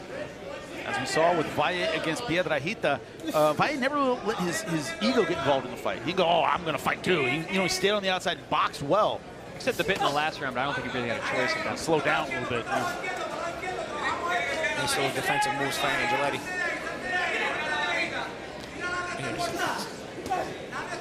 One thing about ProBox, gentlemen. You see it again right there. Angeletti chose to throw a lead right hand. He just landed a stab jab to the stomach. Chose to throw a lead right hand. You know, you can control with the lead hand for a little bit with a guy like this until you domesticate him. You don't really need to look for big power shots that are complicated unless they present themselves. Angeletti found his range once again now.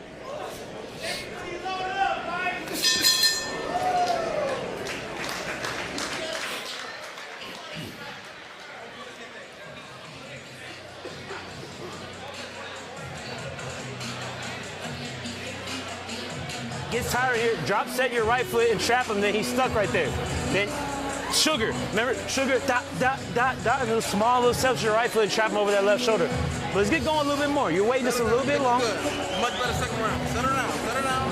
Be quick, but set her down. Welcome back to round number 3. ProBox TV, thank you so much to our ring card girls. Let me know it's round number 3.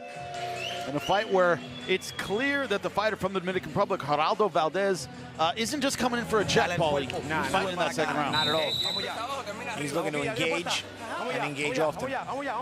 Those odds makers didn't watch the film that you and I watched because we knew Valdez was a tough guy. We talk about Turkey al Sheikh and we talk about ProBox TV. When you make these even fights, the odds makers are thrown for a loop because they've been very, very spoiled boxing odds makers in recent years with bad matchups. Chris, boxing's changing. Yeah, Chris, you and I were watching the same tape and we're like, oh, Valdez, man, he's a scrapper. He gets in very, very well.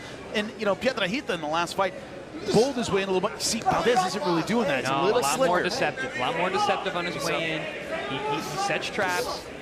You saw a few seconds ago, again, Angeletti looking for a lead left hook. Again, not necessary. He missed it. He went over the top. Now, again, you're in the mud. I can remember, I was in the gym early 07. I was in training camp, and Vernon Forrest was in the gym. And I got into a big gym war. Great fighter. Yeah, I got into, and he watched me. I was with a big gym war in the gym. And I come out of the gym, and he's like, bro, what are you doing, man? And I'm like, what? And he's like, bro, you can control with that lead hand. You don't have to force power shots until they're there. He's like, I'm not telling you not to throw those power shots. He goes, but control that lead hand, dominate with that lead hand because it's there. And that's something Angeletti could use in this fight here. You know, he could use a Vernon Forrest to tell him that. You know, rest in peace to the champ.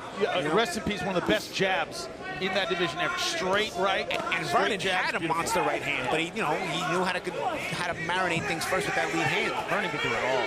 Crushed Sugar Shane with that right hand, man. And I feel like Angeletti sort of needs to find that balance. He has the physical tools. It's the decision making that sometimes betrays him. He's a bit too anxious. He is part Italian. Maybe it's the emotional part of him. That makes him want to fight more than he needs to. The Paulie Malignaggi part of him, a little too emotional, but you see Valdez, nice head movement, a little slick. Is it that amateur background, Chris, that maybe Piedrahita didn't have? This guy boxed in the national team for the Dominican Republic, fought in a lot of different countries. Oh, better fundamentals. Completely different fighter than Piedrahita that we saw in the last round. He was more of a bull in a china shop. Valdez, like I said, a lot more deceptive on his way in. Nice body shot by Valdez there, right into the body. He lulls you. He'll play nice, and then he gets real mean real fast. Switching gears in a way that you guys have recommended for shorter fighters, having to get inside to come at different speeds. Also, very good hand positioning from Valdez. Keeps those hands up nice and tight and high. He's got that confidence. He's obviously physically strong. You can see that even just looking past the numbers. Good footwork there. Understands how to fight as a little man. Angeletti does have good movement. I see that a little guy who jabs with the taller man. You can jab with the jabber.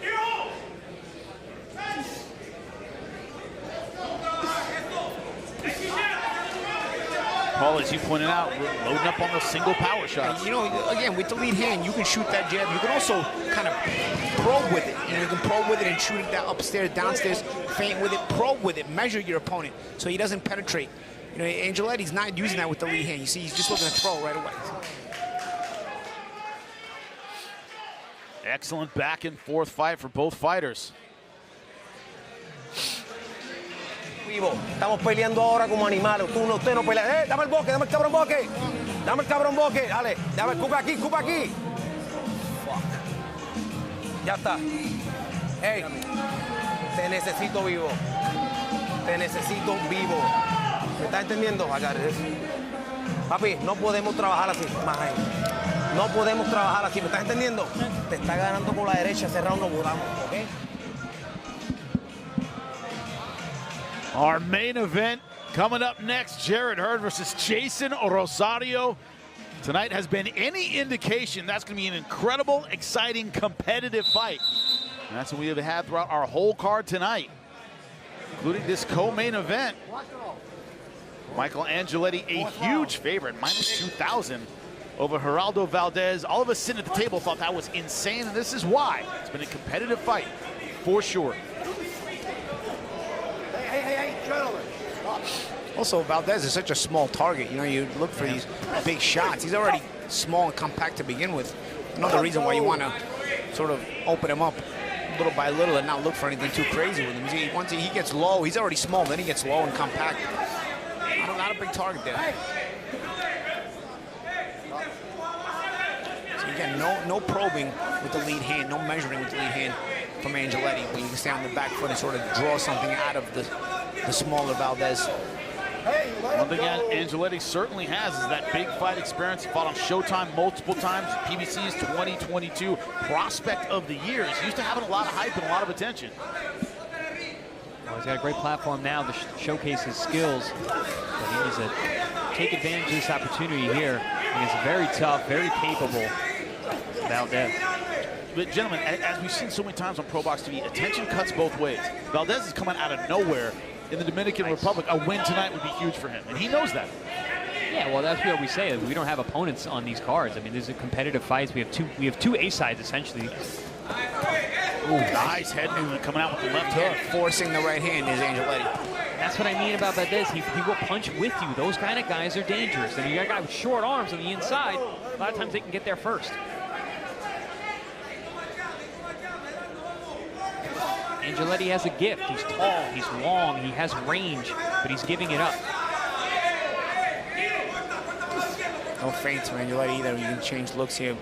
There's a little feint right there. Just as I said, maybe he heard you. It worked. And it works. See how that feint works? Yep. You throw off it can be a bit deceptive there.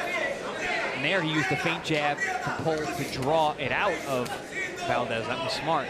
Got away, wasn't able to counter, but still want to see that a little bit of a range finding with the lead hand, You know, I'm starting to see from Angeletti a little bit of hesitancy. He's not throwing those big shots anymore because he started to miss more and more, taking the power off of his punches here, which means he needs to be more active. Valdez, 11 knockouts in his 16 wins. Angeletti, 7 KOs in 11 wins. There's a bit of aiming from Angeletti. It's almost like not natural. I don't know if that's because of the hesitancy that he keeps missing, and then he winds up, like I said earlier, sort of in the mud because Valdez gets all dirty, makes it all rough once you miss a power shot and you get off balance. But you don't want to see that either when you're aiming your shots. That's also, first of all, it's going to take too much power off them. It's going to get no snap, and second of all, it's going to become a little bit telegraphed. Better work with the jab from Angeletti.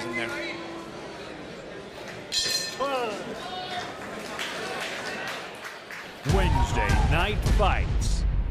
Dynamite action on Wednesday Night Fights every other Wednesday on your boxing channel. Coming up on your next Wednesday Night Fights, September 11th, rising Guatemalan star Lester Martinez puts his O on the line against fellow undefeated warrior Jeison Showtime James. Live from the ProBox Event Center in Plant City. Get your tickets at ProBoxTV.com or take your chances at the door. Wednesday Night Fights.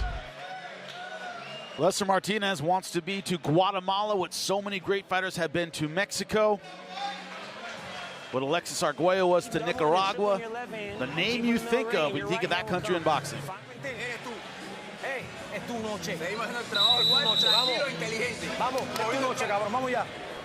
It's your night, says the corner of Geraldo Valdez.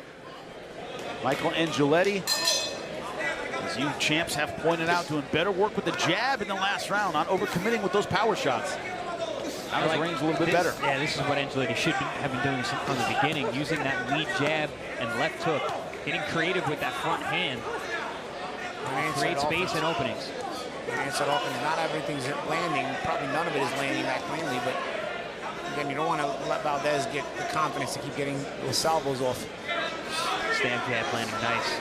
Valdez for Angeletti. Yeah, and the black and gold from Dominican Republic, the shorter fighter at a range disadvantage, but able to get inside and do some work. See, that double jab and then that looping right hand was so unnecessary. If you straightened that shot out, it would have landed. Right. I think he's hesitating because he's missed over the top with the straight right hands before. I think an uppercut's there, and also just punching from a little bit shorter range. You can move, you can touch like that and change your height. You can touch like that and then change your height and see what reaction Valdez will give you. Instead, again, it's just an overall. The overall combination of things that Angeletti could do here in this fight is we get more out of what he naturally brings to the table. I like that hook off the jab. Nice stab jab there. And he'll jab and he'll throw the left hook upstairs. You pointed out earlier in the fight as well, Chris, that Valdez hasn't made a lot of mistakes with his hand positioning. Hands really tight, been disciplined, very, very high, chin down. He understands what he is. He's a short guy for the weight class. He stays short, stays small. He's a small target. Keeps his hands in the right position, so if things do get through, he doesn't get under them. He's got his gloves in the way. He's a physically strong guy, so he doesn't mind taking them on the gloves. That's the thing that people don't realize. If you're going to be a fighter who keeps their hands up, you need to be physically strong. Angeletti saying you're punching low, and Valdez is saying you're jumping, of course. Very good point. I'm aiming for the body. You're the one moving. I don't think these guys speak the same language, but they both speak boxing. They both get it. No miscommunication in there so far. Starting to get a little bit chippy, a little bit personal in there. There's that nice uppercut attempt. I think this is what Angeletti needs, to get a little looser in there. And it seems like he got spurred on and woke up a little bit there. He has such great athleticism, but he's not capitalizing off of that. Talked about him being a much bigger man. Nice feints, yep. He's also very explosive, very, very strong. Yeah, you can see the physical strength even in the way he holds his positioning and posture. He's able to even hold off Valdez, who's a very strong guy, because he's got his feet in the right position. In that shell and answering back with a combination of his own is Angeletti. End of the round. We're halfway done, gentlemen.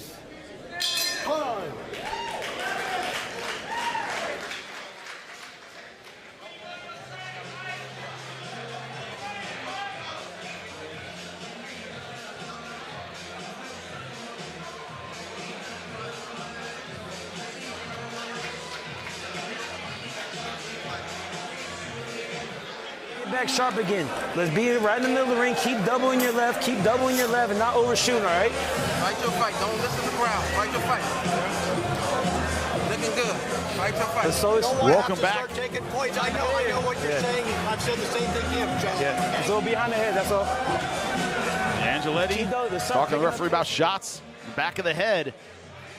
Good stuff, though, in that last round from Valdez with the combinations, but good job answering back is Angeletti. I mean, both men had their moments there. Valdez has that tricky left hook that he gets inside the guard and lands right on the cheekbone of Angeletti, but he came right back with a beautiful combination. Not landing cleanly either, though. You know, it's like everything, even whatever they do land, it's partially blocked or misses altogether. Back half of this 10-rounder, round number 6. In the silver, green, and gold is Michael Angeletti, undefeated 11-0, 7 knockouts, versus Geraldo Valdez from the Dominican Republic, 16-1. Styles of this fight have not really gelled terrifically. You know? It's a bit awkward for both guys. Yeah, not a lot of super clean shots landed. A lot of that like partially blocked off the glove.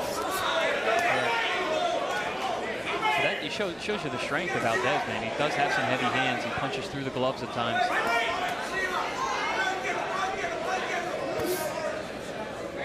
Paul, you were never a giant in your weight class. The idea that Valdez, he's used to people trying to bully him around, right? He's used to people trying to push him a little bit. I'd assume so at this weight. You know, he's probably used to being a shorter guy. I mean, don't get me wrong, Angeletti's also very tall for his height, you know? When I was a super lightweight, I was more so average height. You know, I was taller than some of my opponents actually, but at welter, it was less common. I don't think that Valdez is necessarily getting pushed around. No, he's not at all. That's my point. It seems like he's like, hey, I'm the small guy, but you're not going to push me around. A lot of times, Angeletti's the one that's giving up his own height. Yeah. And we saw that on the tape, Jimmy. I mean, he's a very strong, confident guy. He fights inside. You don't see him taking a backward step very often. Good shot there. No punch.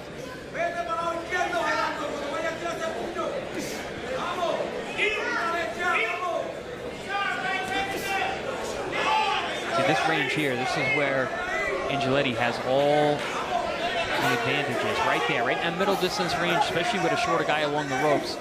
What did he do with those choices? Not a whole lot. Let Valdez right back in the middle of the ring.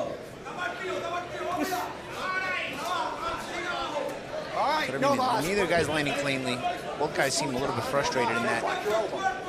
The fight just has not been able to unlock at all.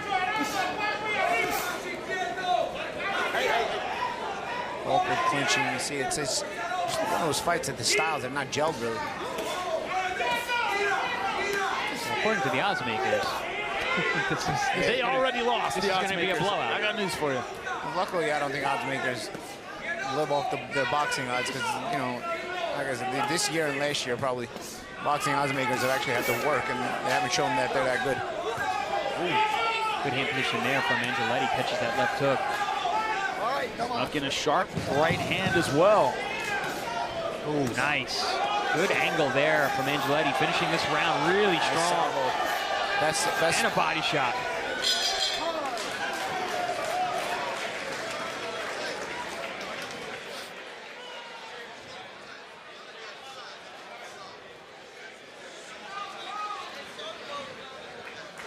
¿Estás bien?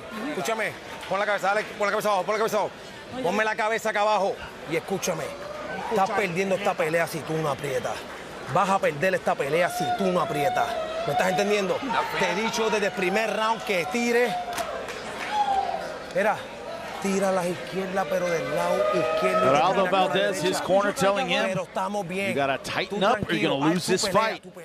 Looks like that man Angeletti finding his range at the end of the round. You don't need to, okay? Just go. Throw in between. Remember, no more than 2 catches. Bang, bang, pop, pop. Here we see some of that action from the last round. A little pop right hand and angle creation there. I love that. And that's what we need from Angeletti more of, using those creative openings, that athleticism. Pops that right hand, steps out, steps around, creates an opening. Finished both the last 2 rounds with some really nice combinations. Start of round number 7. Download the ProBox TV app. We're getting some great super chats, by the way. Appreciate those very, very much. A lot of fan activity. ProBox TV app and our YouTube channel. You guys are outstanding. Right now it is Michael Angeletti trying to get work done. A huge favorite in this fight, but Geraldo Valdez has not gone away, the fighter from the Dominican Republic. Jimmy, you mentioned those super chats, man. It's ProBox TV. We are definitely the most interactive, fan-friendly out there in the boxing world today. Between post-fight discussions, during the fight, super chats. Good shot from Angeletti. Big left hook thrown from Valdez. Canelo, September 14th. That's where we are going to be. Las Vegas, talking to all the boxers, all the stars, all the big names in the sport. Nice left hook from Angeletti. Yeah, Angeletti's starting to peel away now. These last couple rounds, he's starting to show his class. Beautiful athleticism there, good defense, good ring generalship. Letting those hands go. That left hook is finding a home. See it all the time. Great fighters have multiple gears, multiple strategies, and Angeletti wasn't using the jab that effectively early on in the fight. Certainly doing it now. My coach used to always say, everybody can fight for 3 rounds. What happens on the back end? I also like that check hook he's trying to try to throw on the entrance from Valdez. You know, it sort of, even if it doesn't land, it shows Valdez that he can't just walk straight in and close that gap and get body to body. Because I notice when Valdez makes it body to body, man, still not everything lands, or most of the stuff doesn't even land, but it just makes it ugly and makes it uncomfortable for Angeletti. Angeletti's finding his distance now. He's using nice hard foot feints, stepping in with the jab, hooking off that jab, like you said, Champ, that check / hook off jab. Really, really nice, classy stuff. And again, it's simple stuff. You see, that's what I'm saying. He was trying to complicate it before, looking for all the complicated shots. A jab and a check hook will control range here with against Valdez. Maybe mixing a few feints, a couple level changes, probing, use the left hand probing like this, which I was asking for a few rounds ago. See now, when you're probing with it, what happens? You establish the measurement. You mix that with snappy jabs, and now you've got a confusing, deceptive lead hand. And you see it's working beautifully. This fight's a battle of real estate. When, to use your term, stuck in the mud like this, you know, that's where Valdez has his best chance. But this middle distance, how are you going to compete with a guy who has that kind of height and reach on you, not to mention the athleticism and the power? He's figuring out how to maintain it at that distance. Putting Valdez in his place and keeping him there. Angeletti seems to have found the winning combination, and Valdez changed things.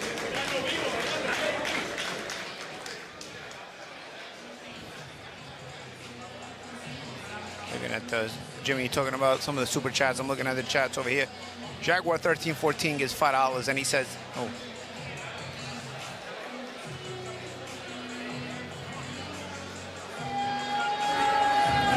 From that the overhand right, that right hook. You think he can catch him with the 6? What you think? Might be. He's got to feint a little bit more. Once he frees him, break that guard up. Welcome back into the corner of Michael Angeletti. Things going well for him. Paulie, since we got some super chats. Yeah, I'm looking at, you mentioned super chats I went to look at between rounds. Jaguar 1314 wanted to let Falcone Sports know that he's a broke fool. They put in a super chat. He super chatted that just to make. He spent more money. Just to emphasize he spent more money. But just to let him know that just to let the other guy know that he doesn't have money, I guess. There you go. It happens. He says Falcone Sports is a broke fool. Right. Round number 8. Some rivalries going on in the super chats. Oh, it happens all the time. Angeletti versus Valdez. Valdez in the black and gold. Angeletti in the silver, green, and gold. And Angeletti's throwing some real heat now. Once he's got his feet set, he threw some really nasty right hands. Now he's throwing that check hook. Good feints to set these shots up. We're looking at a different fight here. Remember, guys, now you can also super chat on our app. Download the ProBox TV app. See these fights in high quality and chat with other boxing fans. Never miss your boxing news. We're on air daily. Daily news, shows, big fight breakdowns, the better side. I mean, everything you need for a boxing fan. You have J-Rod's horrible jackets. Everything. Everything you need. It's really just bad. We're your one-stop shop for boxing, man. That's your reason to tune in. And fashion, Paul. Really bad fashion advice. Oh, beautiful. Uppercut left hook combination. Backs up Valdez. That hurt. That hurt bad. When you see that vein in the neck, that's when you know a guy's hurt to the body. I used to love another shot to the body. Valdez in big trouble. Oh, body shot. I told you, man, we had a different fight beginning of this round. Angeletti started establishing some of the distance to get leverage on those punches. Everything's changed. Veteran moves from Valdez, trying to hang on, but he is getting tattooed. And you saw that uppercut, about time. That uppercut to the left hook to the liver, that started all the trouble for Valdez. Now he cannot keep Angeletti off of him. This round has changed things a lot as Angeletti's found that home for that uppercut. Well, it was everything you were talking about early on, champ, the things that Angeletti wasn't do. He figured it out. He found his way. He started holding his ground, keeping position, and then from there it's been shooting fish in a barrel. Yeah, now look, Angeletti, now look the difference. Valdez is not even confident at close range. Before Valdez at close range would make it ugly, would get physical. Beautiful roll counter there. Oh, nice. And the precision, gentlemen, of finding the body target on a guy that size, not easy to do. And Valdez holding at close range. When before he was trying to be boss inside. There he is posting with that lead hand now. Ooh. Nothing takes it out of you like a body shot. Valdez finding that out in round number 8. When Angeletti gets going, man, it's pretty. He throws textbook shots with the right hand and the left hook.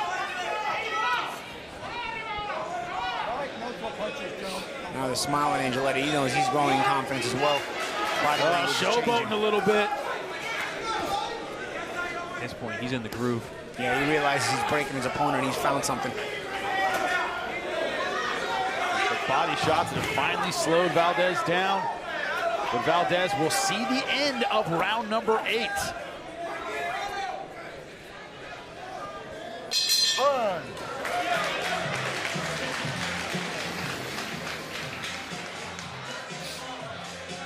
Read and react. That's what Angeletti has done so well these last couple rounds.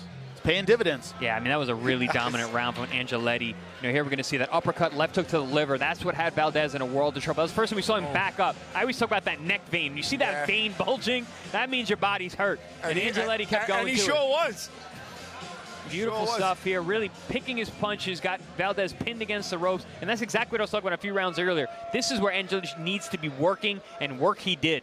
Yeah, he's starting to separate himself a little bit in this fight now. A lot of it. In the closing right rounds. Digs, right uppercut. Okay. By the way, speaking of broke fools, right. Brian Phillips wanted us to let it.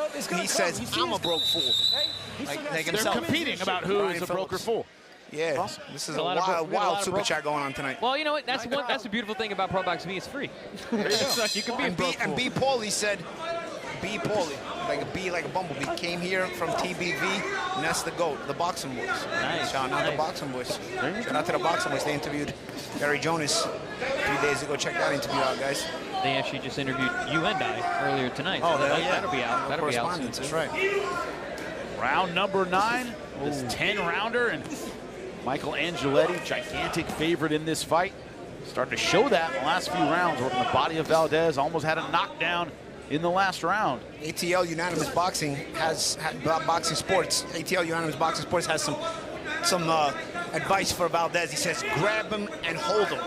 And after the last round, that's exactly what Valdez was doing in big spots at close. Able to survive. We talked about his amateur background. Very experienced amateur, 16-1 as a pro. So did some veteran stuff, hanging on in that round.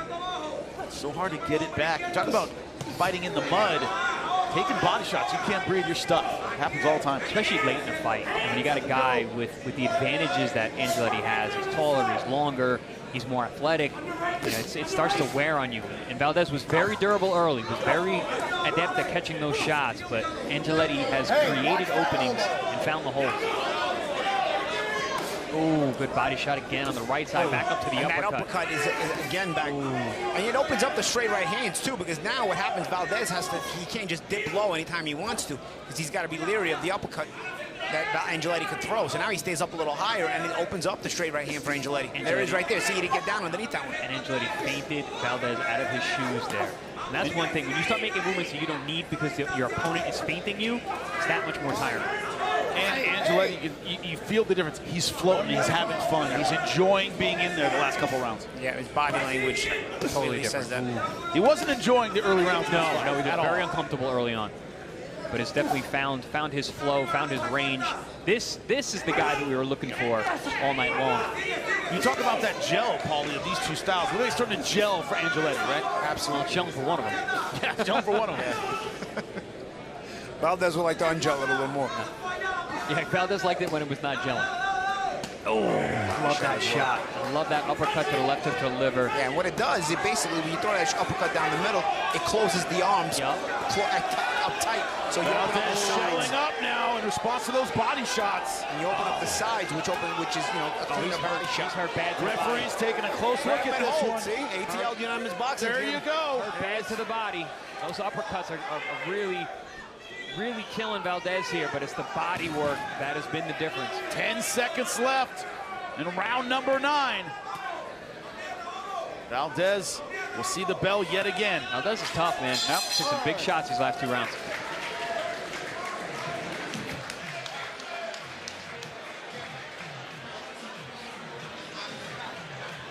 Valdez walked back to the corner looking dejected. First of all, he went to the neutral corner first. Yeah, first. He's like, I just need to sit down. Ah. El último round. ¿Estamos bien? Esta tiene que ser tu round. Tiene que ser tu round. No, gordo, ya. Échale más señal, estamos bien. Échale agua, dale agua. Estamos bien. Okay. Here we see it's all Angeletti. I mean, especially when Valdez is along the ropes, but it's that left hook right there to the liver, underneath the elbow. You see the reaction. There you see him grit his teeth. You see the mouthpiece, and then he dives in to stop the action. Angeletti having his way when Valdez is along those ropes. Hey, let's close the show. Round 10. Let's close it. Let's close it. Let's close it. Let's make it. Angeletti's corner calling for the end of the fight. Let's close it. Let's close the show, meaning they want the knockout. The 10th and final round underway in our co-main event. Geraldo Valdez from the Dominican Republic in black and gold versus Michael Angeletti, silver, green, and gold. Angeletti probably way ahead on the scorecards, but in a fight where he's had Valdez hurt in the last couple rounds, his corner said, finish it out. I think it's going to be really difficult for Valdez to see the end of this fight. Yeah, now Angeletti's really on. He's framing him on the inside too, making sure he creates that space. And Angeletti has said, I want the big fights, I want the big opportunities, I want to be a contender. Finish. That's how you get chosen for those big fights. Valdez's only chance to survive is going to make it really ugly. Yeah, and it seems like he's here in the 10th round just only looking to get to the distance, while Angeletti would love to get a finish here. He can sense it. There's some fighting back from Valdez here. But yeah, see a lot of it's going to be a lot of holding.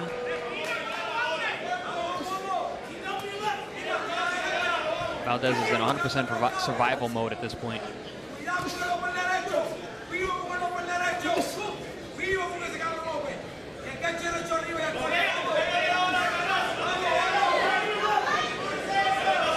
Valdez has shown a good chin. He's taking the shots upstairs quite well, but the body shots, man, that's been the real difference. That's where we've actually seen him visibly hurt.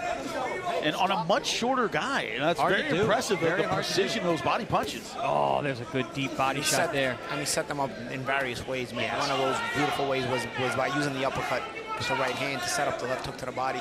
It does 3 things. It splits the guard, it splits the, it picks the head up, and it creates that opening to land that left hook to the body. And why does it create that opening, champ? Because again, like I said, it brings the arms that are up at the guard, it tightens them up close. So therefore, the sides open up now, and they're exposed for the body shot. So, and it's an instant reaction. You get a body shot, you get an uppercut that comes to the middle. A guy who's got his hands up will bring his hands close together, his arms close together. And also, it's something that may not be readily apparent to everyone on the ProBox TV app. Those body shots here in the arena are stunning. You can almost feel them from ringside. It doesn't always translate on TV, but it's true. Anyone in the South Florida area, you should really come down and check a fight out live. We've got such a great arena here. It's packed, and you can hear everything. The acoustics in here are fantastic.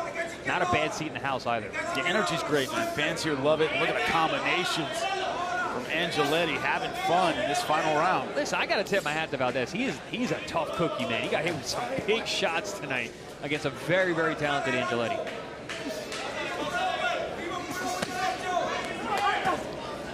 Minus 2,000 odds showed in the second half of the fight. The the last third of the fight. Yeah, I think it was round 7 on. It was really, I mean, Angeletti showed just a completely different level of skill.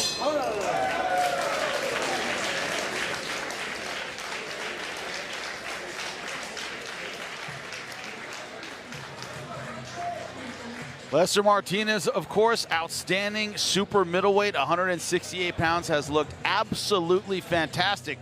Well, he will be on our air yet again, September 11th here, ProBox TV. Don't miss it. Well, yes, a new rival, a new opponent, and well, I say that the preparation has always been. We've always kept it at a very high level, whether it's with a new fighter, an experienced fighter, a professional, a dangerous one, a novice. We always keep it high so that on the day of the fight, everything goes well. We know that the career, the path is long, and as you progress, it becomes more complicated. And now, obviously, we are at the peak of the mountain, of fights against rivals, as they say. So we know that things are going to get more complicated and we are ready to face those challenges, right? Because in the end, that's what we were aiming for, to get to fight with world-class boxers, for the world to see us, to recognize us, for legendary people, boxers, to see us face great opponents, great boxers. And well, we are making progress little by little. As for me, the commitment is getting more serious. And that's what I want, what we are aiming for, what Guatemala wants. And little by little, we are getting closer to the world title. Well, I'm one of those fighters who talk a lot, but let me tell you to prepare well, because I am preparing absolutely well. I'm striving to win this fight, and if I manage to win by knockout, even better for me, for my team, for Guatemala. And be careful, because I hope you don't get injured like it has happened before with other boxers. Let's have a very good fight, and I'm sure that's how it's going to be. Martinez knows what it takes to be successful. Here at ProBox TV, Lester Martinez versus Jeison James, 18-0, 15 knockouts. These two fighters, a combined 27 wins with no losses. That's going to be an incredible fight. Check it out Wednesday, September 11th. ProBox TV Event Center right here. But we have our decision in our co-main event. Jim, take it. And ladies and gentlemen, let's give it up. Show these fighters some love. After 10 rounds, we go to the judges' scorecards. Ladies and gentlemen, Judge Max Parker Jr. scores this bout 97-93. Judges Jed O'Connor and Rodolfo Aguilar score this bout 98-92 in favor of your winner by unanimous decision. And still undefeated, Michael Angeletti! Great job for Michael Angeletti, a winner by unanimous decision, but certainly early on in the fight, he earned this one, gentlemen. Yeah, absolutely. I mean, I thought the scores were good. I think they're representative of how this fight went. You know, 97-93 on one judge, 98-92 on the other, meaning that Valdez won 2 to 3 rounds, which makes sense in my book. Yeah, he had to work for it early on, had to think his way through, but once he solved the puzzle, he looked well, he looked good. 7, 8, 9, 10, come very, very dominant. Once he got that range, excellent body work, excellent combinations, fantastic stuff. He stays undefeated, 12 wins, 7 knockouts. Incredible ability, and he'll be back soon. ProBox TV, he said, I'm ready for the big fights. We'll see him again, see if he gets them. Jojo Diaz, you know the name, you know the ability, do you know the struggle? That is the question. Our own boss, Gary Jonas, talks about him. So yeah, Jojo's another one of those opportunities where, you know, understandably his career has gone a little sideways, and he's available to us. But when we started talking to Jojo, one of the reasons I was willing to take a shot on him is I was so impressed that he had voluntarily put himself into treatment, and he was taking his treatment very seriously. For those of you who don't know, I am the owner, founder, CEO of White Sands Treatment Centers. We've got a few hundred beds here in Florida. And so I basically said to him, I said, well, listen, why don't you get over here now? Come into treatment. The White Sands Treatment Center is 50 yards from the ProBox TV event center and training facility. Why don't you come over here now, stay in treatment, and just go train every day, right up until the fight, which is October 9th. And he jumped on it, and he's in treatment now. He got in last week. He's in treatment. He's living there. He's staying there overnight. He's going to all his groups, all his classes, all his therapy. He's obviously eating great. And then he kind of cuts out the back fence. We take him over to the building, and he's training really hard. So It's a great story. He's in a great environment. I'm glad he's taking advantage of this. I was hoping one day we could do this with somebody. And so we're able to do it with JoJo. And let's see what happens, man. I mean, it may be his silver bullet. JoJo may look like JoJo of old simply because of that environment that he's in. Welcome back ringside here at ProBox TV. It's been an absolutely fantastic night of fights. You heard about the trials of Jojo Diaz, one of the greatest fighters of his era. He'll be, of course, joining us ringside to not talk about just his fighting career, but the struggles he has had outside of the ring and what he's doing to overcome them when we come back to ProBox TV. Main event to come.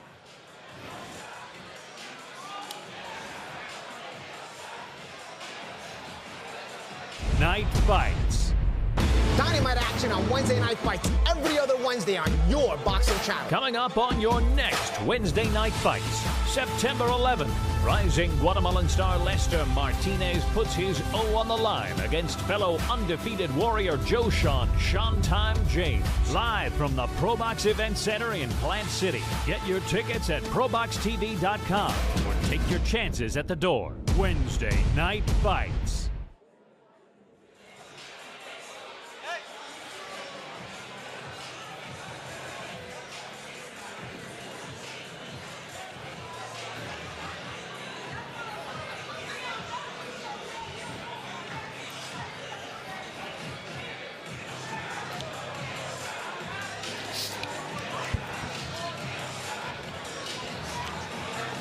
See in front of you the ProBox TV ring. For a lot of people, a lot of fighters, the ring isn't just a place to make money. It's a place to escape, to be at your best. Where it's hard to be at your best is outside the ring. Someone who has struggles inside and outside, but is coming back to boxing and ProBox TV. Jojo Diaz joining us now, man. Explain this timing and why you want to come back now. What's going on with your life, man? Oh, it's a perfect timing, man. I was already in a rehabilitation center, you know, getting my treatment that I need to overcome my addiction.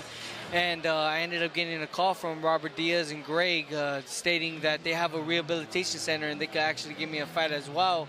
And the opponent was a well-named opponent as well, Nicholas Walters, so it made perfect sense, man. And I just thank God for giving me this opportunity to get my life straight for my kids and my family, and also get back in the ring at my best.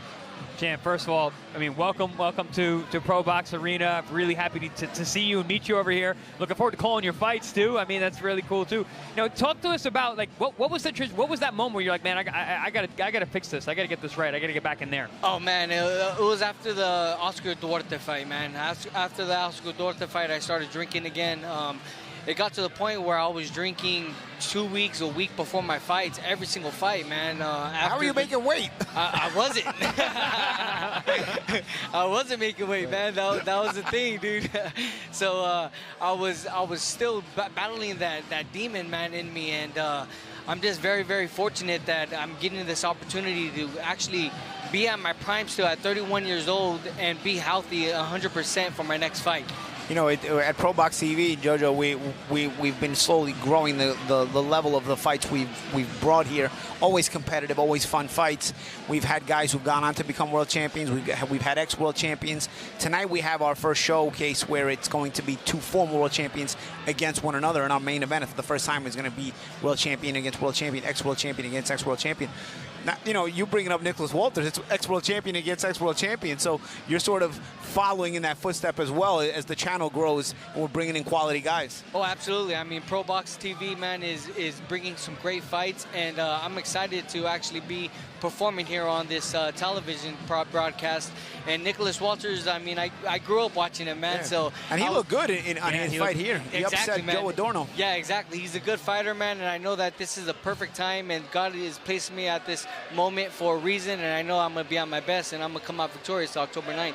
How much are those things related, where it's like the harder I train, the harder I fight, the easier it is to overcome the problems in my life? You know, how much are those two things related to you in your mind? Yeah, man, it was mostly me putting Christ first. I actually got baptized over there in Soba, my first recovery center. I got baptized, man, and I gave my life to Christ, repented all my sins, man, and started living a better Christian life, man, putting God first and seeking Him first through it all. And man, my whole mindset is different, dude. Before, man, when I was drinking, dude, I was having withdrawals. I was having racing thoughts, thinking that the road was going to end, thinking I was going to die, having all the anxieties, and now all that is away all through him, man. So I'm just very, very thankful. Jojo, it's not just great to have you back as a fighter, but to have you back as a human being is an honor for all of us here. Thank you so much. Thank you, guys, man. I'm looking forward to it. Looking forward to see you, brother. God bless you guys. On to our main event, where the story, once again, gentlemen, is redemption. You talk about that second opportunity. You become a world champion, you fall off that mountain. It seems so incredibly high, but both these guys in the same spot. Yeah, I mean, it's I wouldn't say desperation, but there is a desperation when you're coming back. You know what I mean? Like, you want to reach that mountaintop again, and you know what it feels like, and you feel like if I get there this time, I'm going to understand it better. I'm going to understand how to navigate it better. But you got to get there first. You got to show you're hungry enough first. I got to appreciate that. You see the odds: Jerrett Hurd minus 205 to Jeison Rosario's plus 165, but well, I know one thing about ProBox TV, throw the odds out the window. Yeah. These odds makers don't understand the way that our matchmakers work, that we're actually making competitive fights that can go either way. We don't have B-sides, all-action fights. We match people up to put on good performances. The interesting thing is, with all the history these guys have, 33 and 29 years old, respectively, not that old, might be in their physical primes. That is so important. Both guys just under 6 feet tall. You see the weights there, reach advantage for Jerrett Hurd.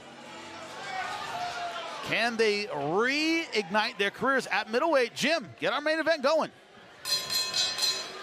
Ladies and gentlemen, the moment you've been waiting for, our main event of the evening. This 10-round fight in the middleweight division is brought to you by Sports Betting AG, bringing you the best odds for sports betting online. Your judges for this fight: Joanne Richard, Michael Ross, and Jed O'Connor. And your referee, the third man in the ring, is Christopher Young.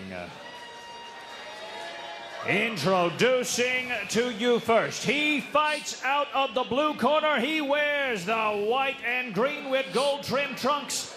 He weighed in at 164 pounds even. His record: 24 wins, 4 losses, 1 draw, with 18 wins by knockout. Representing Dominican Republic, fighting out of Miami, Florida, he is the former IBO, IBF, and WBA super welterweight champion of the world.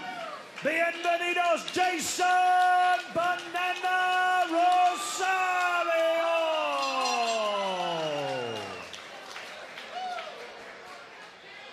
And his opponent, fighting out of the red corner, he wears the black, white, and yellow trunks.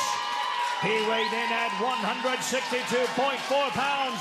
His record: 25 wins, 3 losses, with 17 wins by knockout. He is the former IBO, IBF, and WBA super welterweight champion of the world. From Accokeek, Maryland, welcome Swift Jerrett Hurd.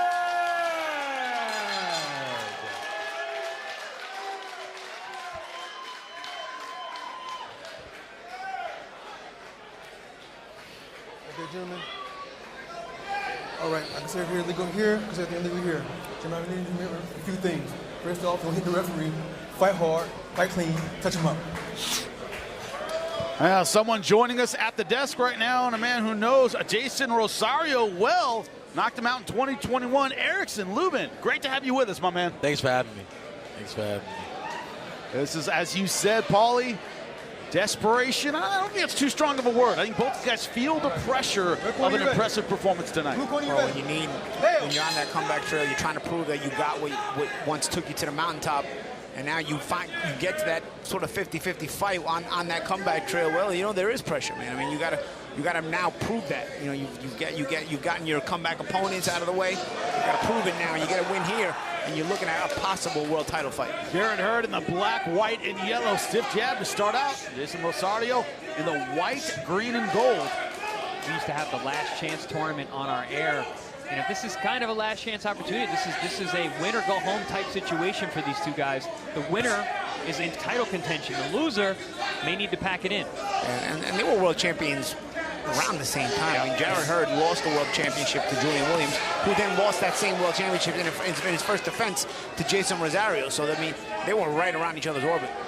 Now, Erickson, you fought Rosario, able to knock him out. Both these guys very offensively minded, but you can get to them if you're busy and you throw with power. Is that the case here, Erickson? Yeah, absolutely. I think stylistically they match up great. Rosario, he's very aggressive, and so is Hurd. So, you know, we're in for a treat. Yeah, I mean, you know both these guys very well. I'm sure they were talking about being in their orbit. You know, you fought Rosario, but I'm sure Hurd was on your hit list as well. Yeah, for sure. On your radar, I should say. He had the unified titles. I wanted to fight him too, but he lost to Julian Williams, and Rosario beat Williams. Ended up getting Rosario after that. He lost to Charlo. But you know, it's a good matchup to me, and I'm just here as a fan. I'm watching and paying close attention. Well, you're one of the reasons Rosario's trying to come back now. This fight taking place in the middleweight division. I don't know how much you can tell on the ProBox TV app. Jarrett Hurd is a gigantic fighter. He was, you know, Jimmy, he was big at 154. We always used to get a kick out of how big he was at junior middleweight. It's crazy how even at middleweight he looks big. And, you know, I want to bring out something because he brought up to our attention that he was going to be more defensively responsible in the interview he had with us at ProBox TV on our ProBox TV show. Yeah. And so far I see him more bladed out on his shoulder, trying to jab. He's actually fighting on the back foot. He's circling the ring. He's letting Rosario come forward. He's trying to dictate with that lead hand. And he's in a little bit of a crouch as well. So he is trying to stay defensively responsible. Now, whether that mentality will stay if Rosario starts landing shots, we'll see. He's been flashing an effective jab thus far, splitting the guard of Rosario, popping his head back, you know, firing out of that crouched bladed position. I like how he's changing levels with that jab, too. He's getting low, jabbing high. A little uptown jab. Yeah, gets that crouch, too, a little bit. And Rosario seems like he's throwing off by it, too. Yeah. He didn't expect to see this version of Jarrett. There's a feint there as well. He was crafty there, Jarrett Hurd. 10 seconds, Jimmy, 10 seconds. Jarrett Hurd living up to his word, being a little bit more defensive in round number one, fighting smart.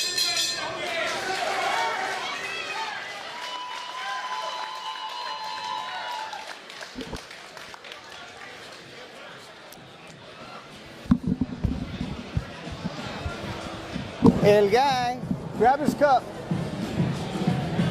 El guy así, pica aquí, pica aquí. Mira, give him some water. Hold his cup.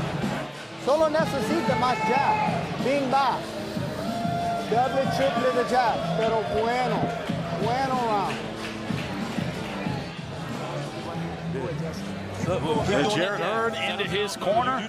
Did a good job staying behind the jab in round number one. You see Erickson Lubin at the end of our table. Any surprises to you in that round number one? You know, Hurd said he was going to be more defensive. A lot of times, fighters don't do that. It was a more fill-out round for me, but Jarrett Hurd looked like he was in more control with his jab and his movement.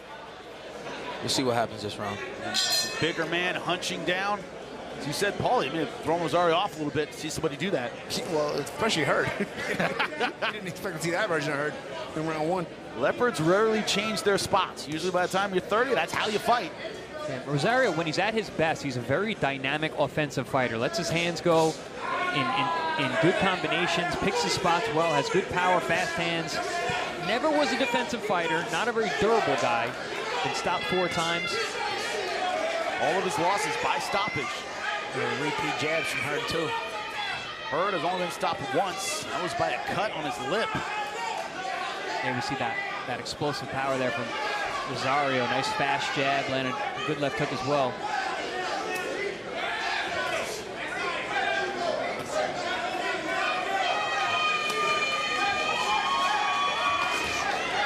Talk about that offense, what Rosario wants to be. He tried against Hurd to use his jab effectively in round number one.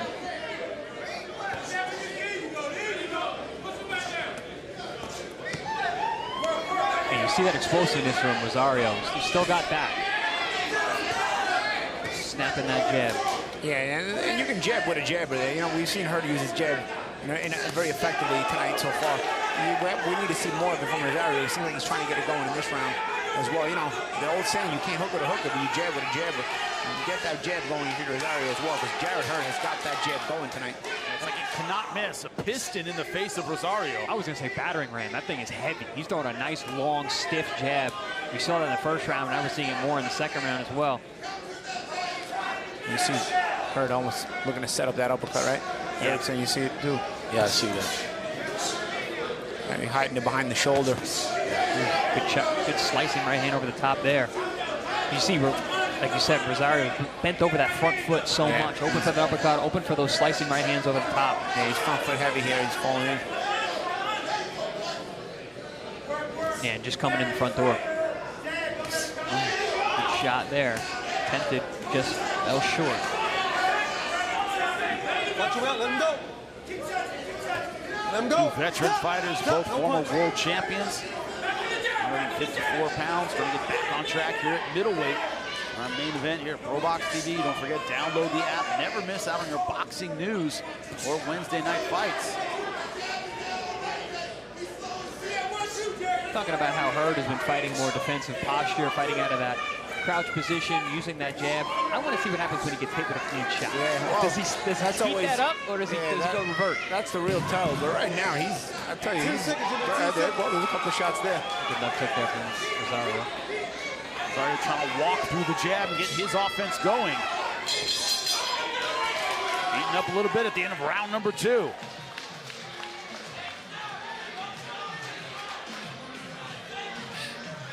Cámate. Pica, vuelta y ángulo. Juez y cuerpo. Juez y cuerpo, mijo. Está bien. Solo tiempo, juez y cuerpo. Excelente. Pero más jab. And look, he can't fight going backwards. I wouldn't say, don't fully push it forward yet, but give it about one more round, then push him backwards. Don't let him get nothing through. Siéntate, Kadim, cámate. Excelente. Condition increíble. In the counter and shoot that uppercut, Jerrett, I'm telling you. Jab, rock back. Stay behind the jab. The advice for Hurd, Rosario looking relaxed, coming out of the corner. Round number 3. What is to both fighters a must-win fight. We'll get back to the elite level here on ProBox TV and former world champions. I like the instruction for both corners, actually. Now, Bob Santos in the corner of Rosario saying hit that body, use that jab, but use that jab more. I agree with that. He had a good second round when he started out with that jab. And in the corner of Swift, they're saying use that jab, but also rip up that uppercut, which is exactly what we were talking about last round. Erickson, Erickson, he's kind of kept that right hand, the uppercut and the straight right, kind of in reserve. Kept it very, very close. Hasn't thrown it much. Yeah, he was trying to hide it. He was hiding it behind the jab. He's trying to sneak the uppercut in. I think he can. Yeah, Rosario's leaning over his front leg like that. There's a front foot heavy still. Oh, there it was. Again. Good shot off the rope from Hurd. It's also up to Rosario to recognize that Jarrett Hurd is trying to set him up for that uppercut. You know, he's got to stay alerted in the way he's attacking as well. He was really coming over that front foot like you were saying. We're joined by Erickson Lubin, end of our table, of course, interested in the outcome of this fight. We'll love to fight either one of these gentlemen. Already a knockout win over Jeison Rosario. Yeah, Hammer, how was your hand feeling? I heard that you had a hand injury that you're getting over. Yeah. I have a small contusion in my hand right now. And I'm just letting it heal. I tried to push back the Tim Tszyu fight. You know, they wanted it September 21st. You know, but we're lined up for something in December. So I'm excited for that. Is that if he wins? Out of the Montezalia fight? Yeah. The IBF champion. Yeah. So he comes out of that victorious. You're going to be fighting Tszyu in December. Yeah. Beautiful. Can't wait to see that one. Excited. You heard it here on ProBox TV. Standing in the ring, starting to heat up. Jarrett Hurd versus Jeison Rosario. Hurd doing a great job staying behind that jab. Hasn't opened up with a lot of combinations yet. It's funny, man. You know, we always thought that Hurd is such a big guy at 54 and someone who throws so many combinations, but he stays in front so long. I didn't realize how long his jab was. He's got a very long jab, and never really seen him use it like this. Yeah, this is the change. Oh, nice right hand. Very short, choppy right hand there. Looked like it stung Rosario. And picking his shots very, very well. Real patient approach, but real clinical by Jerrett Hurd. But when he chooses to go, it's very, I mean, that's why I think named Swift. When he chooses to go, it's fast and hard. Yeah, shots is on the land. Right hand now effective. Again, hiding that backhand Hurd, and when he lets it go. As you said, Erickson, he was hiding it. Now it's coming out. That right hand starting to be a factor. Absolutely. Starting to heat up now.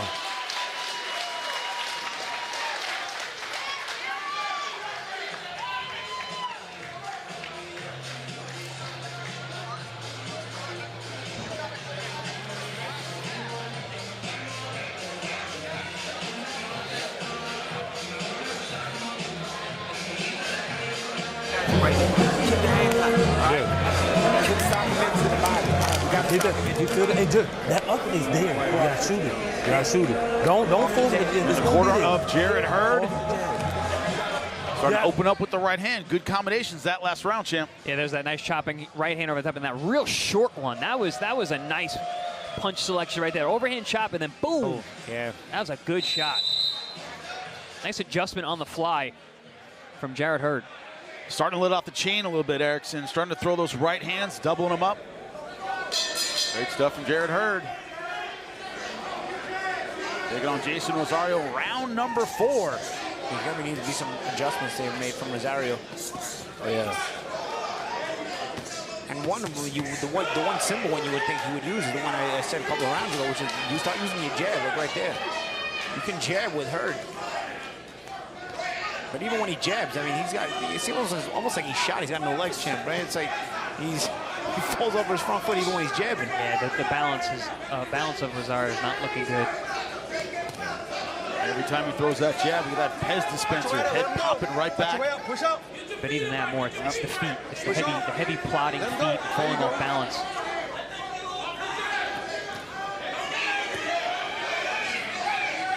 Still explosive with the hands up top, though, is Rosario. Yeah, he has heavy hands for sure. But you can see just the way Frankenstein feet moves his back foot up to his front foot, falls off balance. Ooh, good right hand and a body shot. Yeah. Good body shot. See if we can build off that now. You want to know what Hurd does when he gets hit? Well, he's been hit a couple times now, champ, you know? Yeah, he stayed in the shell, too.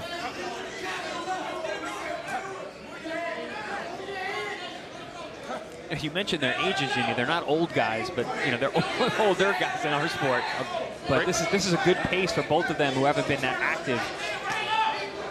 As a great man once said, it ain't the years, honey, it's the mileage.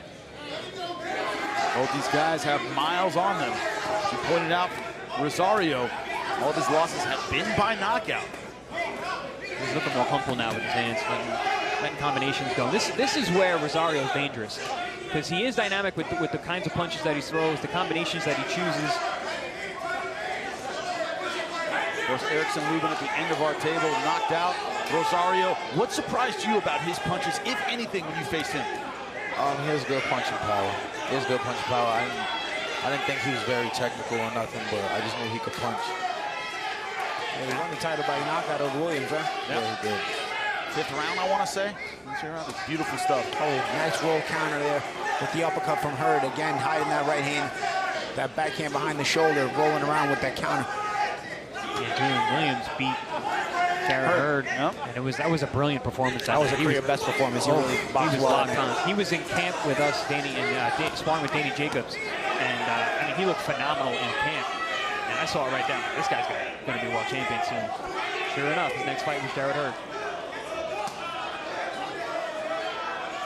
Going to bring that power to bear. It's Jarrett Hurd, it's Jeison Rosario. 10 seconds. Much better round for Rosario.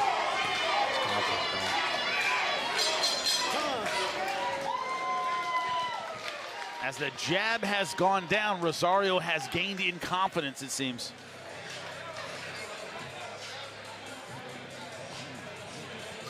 Hurd trying to roll around with that right hand, but he took the right hand of Rosario there. There's a little hook there, response from Hurd. That's the catch and shoot, except he took the shot instead of blocking it. Take and shoot, I guess, is a little different. Yeah, that's the eat and shoot. You gotta bring that right. That's usually what we're used to seeing from Hurd, though. Yeah, true. There's a lot of this. You gotta bring that right. Certainly, we're not dealing with defensive wizards tonight.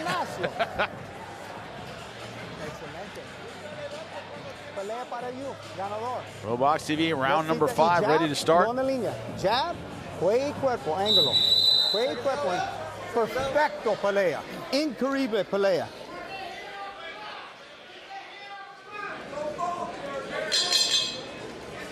We're underway, round number 5. Jeison Rosario versus Jarrett Hurd, our main event of the evening here on ProBox TV. Jarrett Hurd in the black, white, and yellow. Jeison Rosario in the white, green, and gold. Former 154-pound champions now meeting at middleweight. That jab of Hurd, when he's had success, it's been off that lead hand.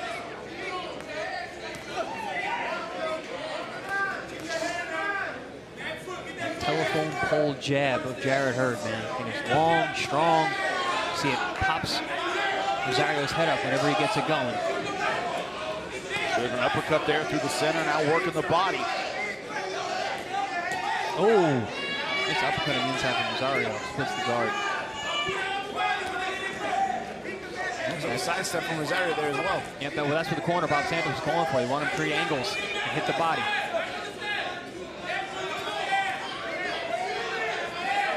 Valuable weapon against a taller fighter, those body attacks. Hurd's starting to turn back into that guy, man. He's starting to come forward. Yep. A battle of it, starting to try to make it to a battle of attrition, and break Rosario. Inching forward, throwing bigger shots. This is what made him so difficult to deal with in his first championship run. Is just keep taking it to you. Yes, said this fight is, quote, make or break for him. Interviewed him several times in the lead up to this fight. I mean, Hurd at his best, he just never stopped punching. It was just non-stop, two-fisted assault for 12 rounds. Or until you weren't there anymore. But it was clinical because he wasn't shooting everything so hard. No, he picked the spots. Yep. Constantly placed, just in a certain fashion where it was just. He would just consistently beat the drum. Whoa! Is that a slip? It is. Fell through the ropes. Ropes are loose here. We got a little rope to go through. That's why whenever I would come out, I would always check every rope whenever I come out before a fight. Make sure if there's any soft spots. And put your opponent in them? Yeah, exactly. Stay off them and put them there. Rosario talking on the inside. Oh! Good shot over the top from Rosario. Splash of sweat there. Good body shot from Rosario. He's got a scrap in here. Fighter out of Santo Domingo starting to put it together, but Jarrett Hurd fighting back. Hurd's starting to break out here, guys. It's starting to become that battle of attrition, but this is what Hurd likes. Yeah. Like all of the new Jarrett Hurd, he tells us, this is who Jarrett Hurd is right here. Chopping right hands.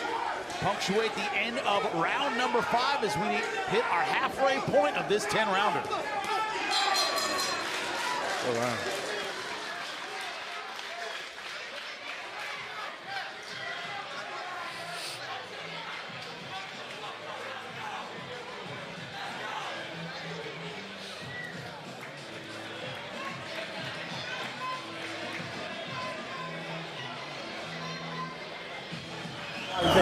But you have to keep your hands up. Yeah, he's looking for that. He's throwing them overhands. He's going to start throwing them harder. All right, and he kind of landed.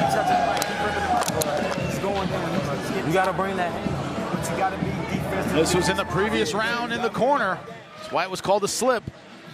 Yeah, he had Hurd along the ropes there. Rosario, throws an overhand shot, kind of clubs and forearms Hurd behind the head and pushed him out. There we saw actually a nice overhand right to the temple by Rosario a little bit later in the round. Both fighters have shown those kind of quick they're both explosive. They're both explosive guys, and they're letting their hands go at times. But I think last round, the respect is over and the fight has begun. We're halfway through this 10-rounder in our main event. Jarrett Hurd versus Jeison Rosario. Opening of the fight, Hurd staying behind the jab, staying very disciplined. And as you mentioned, champ, Last round, the fight kind of broke out. Guys started throwing combinations, heating up.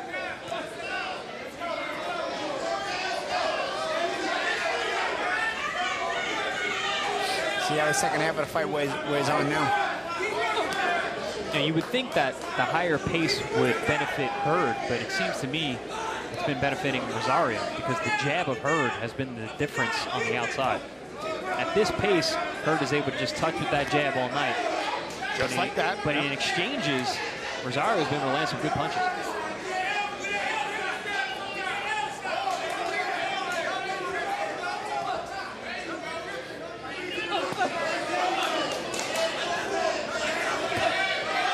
Looping shots from Hurd.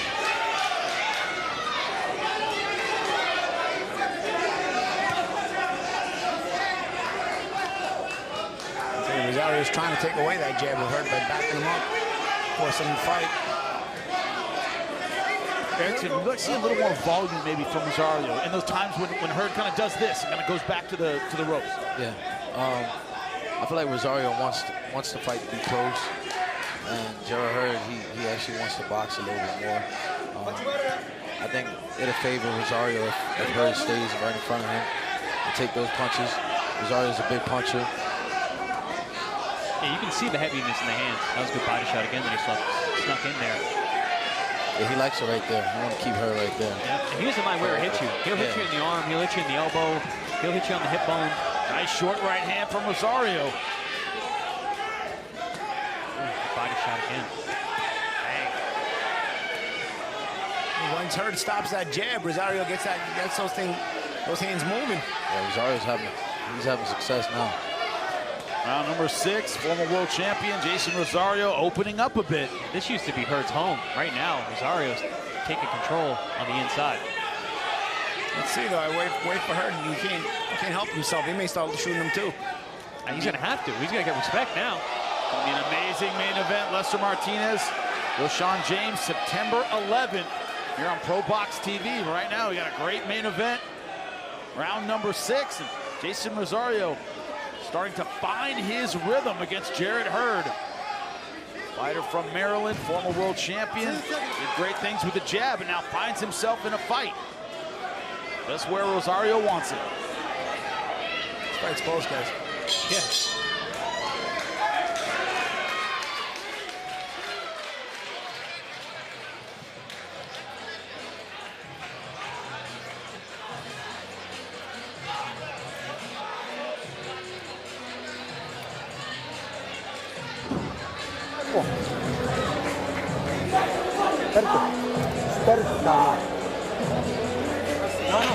Okay, look it. Look it. You're not. Welcome back. Round number 7 here, ProBox TV. Our main event, Swift. Jerrett Hurd versus Jeison Banana Rosario. That last round, Rosario starting to turn it up a bit, finding a home for the right hand. That was a great round for Rosario. We landed some really big shots. It looked like a body shot might have stung Jerrett Hurd along the ropes, and Rosario was able to run off some really good shots. Dos manos. Angelo Welter. Okay. Vamos. When I heard that Bob Santos was going to be training Rosario, I was like, ooh, this fight has changed in my mind. I mean, you notice a difference in the style of Rosario because of that, for this fight. I mean, I think both of these guys are fighting in a different style than we've been accustomed to them fighting, but I think the adjustments in between rounds from Bob Santos has been the difference for me with Rosario. Telling him to cut angles, hit the body, everything that he said to do, he has done, and it's worked. Yeah, it seems that when Rosario gets sort of neutralized at this range with Hurd's jab, it's almost like he's, again, to use that term, stuck in the mud. He can't really get going, and sometimes the round ends and he never gets going. But if he's able to close range, it's like you hit the on switch. Once he closes range, he doesn't stop punching. Yeah. Then he lets those hands and runs those numbers up. But at this range right here, Hurd has the ability to control him with the jab, change range, feint them out of position. Generally, when it's been single shots, it has been Hurd who's controlling, especially with his jab. Rosario with the combinations on the inside. That's been the difference. It's been the ebb and flow so far.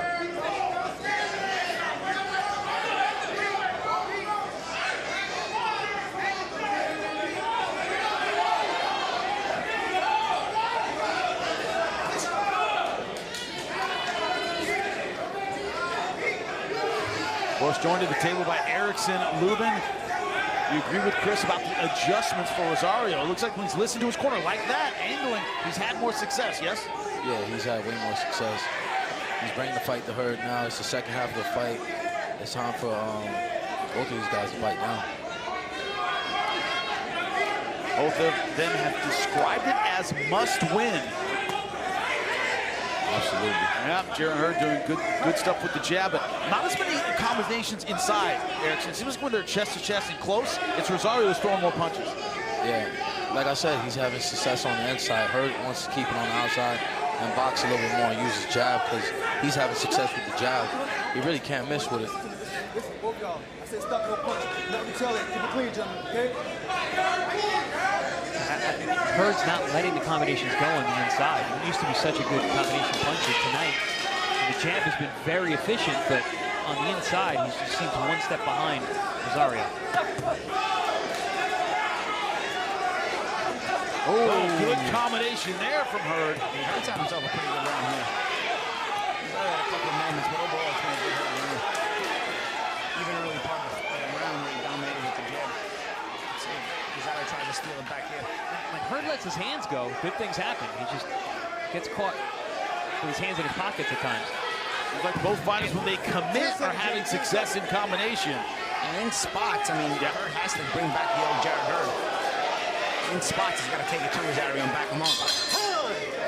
I understand you want to be the new Jarrett Hurd, but you can't completely abandon who you used to be. In the little moments we've seen Hurd just start to walk down Rosario, it looked really good for him. I think in spots, he's got to make that decision. Just in spots. Rosario, when he had Hurd up against the ropes, it was a good exchange there. Nice chopping overhand right from Hurd. Biggest shot of the round between the two men there. Not having trouble finding each other, that's for sure. Bang.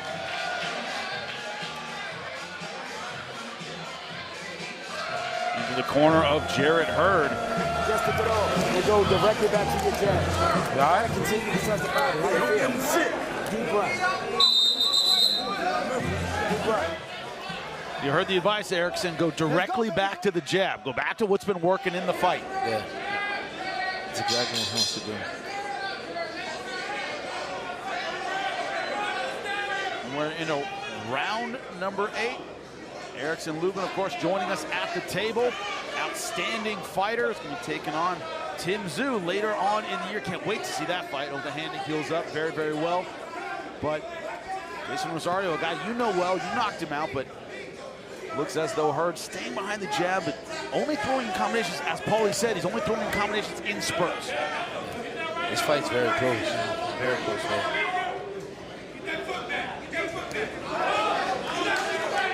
Can Hurd make his life easier and just do this? Or will Rosario force that close range fight? And again, if Rosario forces that close range fight, is Hurd going to show us some of that old Hurd? Because Hurd used to live for that. Yeah. Guys would take it to him. I was going to say, I mean, Hurd can punch, is allowed to punch on the inside as well. So even if he does get in there, it's almost like he's trying to avoid it at all costs here. Again, is that the age? Is that you don't have the same fire where you just?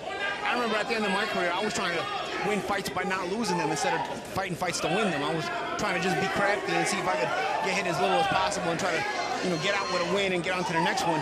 As opposed to when you're young, you're trying to just consume your opponent and destroy him. So I feel like Hurd has a little bit of that. He's a little older, trying to be crafty. Almost like he's trying to win the rounds by not losing them. But it's the guy against a guy in Rosario, known for his combinations, known for his punching power, and his defensive vulnerabilities. Rosario, good stuff from Rosario. So relaxed coming forward, just picking his shots. It seems like once he gets past the jab, he's really not worried about what else is coming back at him. Yeah, I agree. Because Jarrett is not really biting down like that, Nice stiff jab there from Hurd. Erickson, if you're in Hurd's corner, you want to see more of those right hands after the jab. The jab's landing well, just like that. Yeah, absolutely. I want to see the right hand more body shots. Keep going to the body. Looks like both guys can still punch, that's for sure. We can hear these shots ringside. Some punishing blows being exchanged. It seems like Rosario a little more willing to fight in here. Yeah, this is close, man. And neither guy's been able to really separate themselves and step into the lead.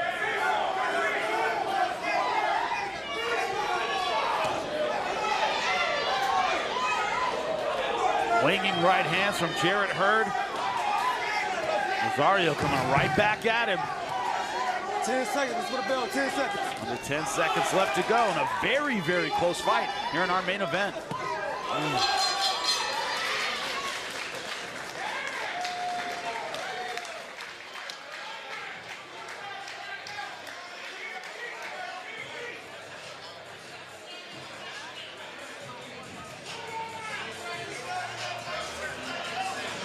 Grab him. Ante inteligente. When guy in la cuerda, you know, waiting, no, pica, adelante, desire, gana thing, pica.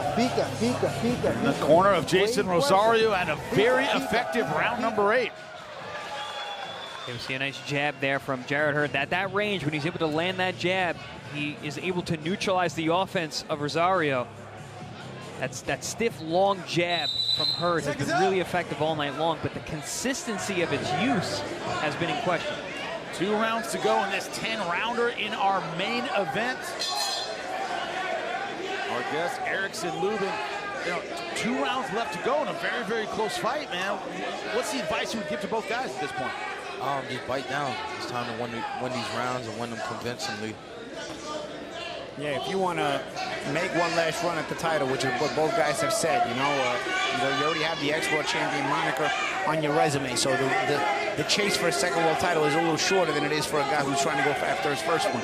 Your name can get you a title shot if you just perform in these kind of fights. So you test yourself now. I mean, you basically got to remind yourself, if this is what you want to do, if that's what you want to go for, this is where you got to show that, you still have that hunger.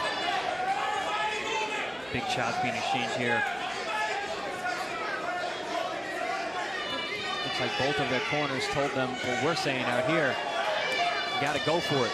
Hurd, we were talking about he hides the right hand, but now he's actually got to take it out. He's hiding it too much. You know what I mean? Like, it's staying hidden.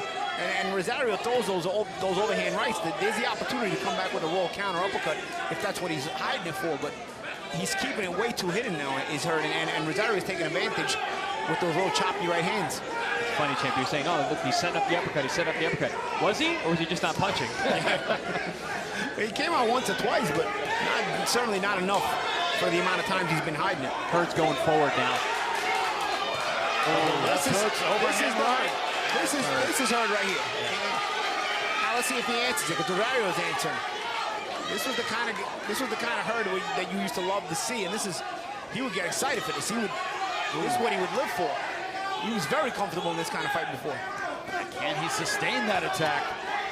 Good combination with Rosario answering back. I'm surprised by both men, honestly. Hurd is much more explosive and faster than I would expect, and Rosario is much heavier handed. That body shot hurt him. Towards the grill. Rosario hurt, right? That body shot hurt him. That hurt him. Rosario backing off now. You talked about this vulnerability, champ, and Rosario vulnerable to the body. Hurd said that in our interview. He said he's been weak to the body. You know that's going to be part of the game plan. Finally comes out here in round 9.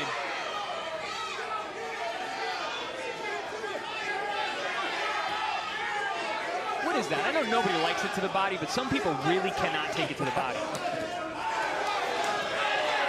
Man, that's the one target you can toughen up, essentially. You can't toughen up your chin. So, I mean, you think it's going to happen eventually. But some guys just they can't take it to the body.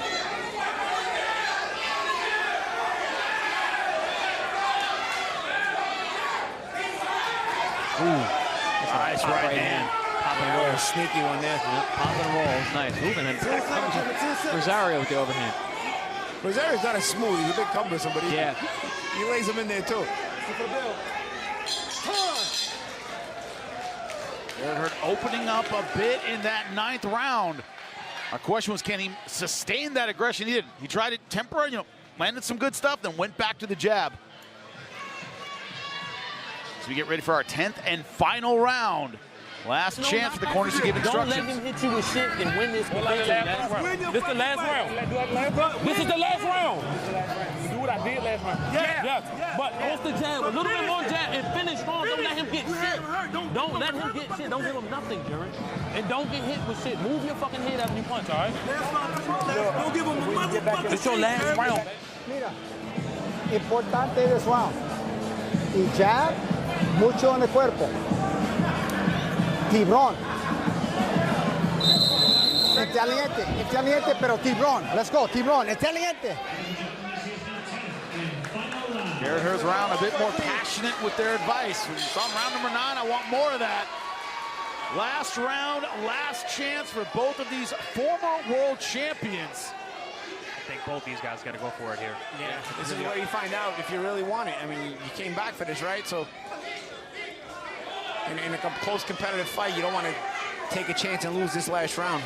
Jarrett Hurd in the black, white, and yellow. Jeison Rosario in the white, green, and gold.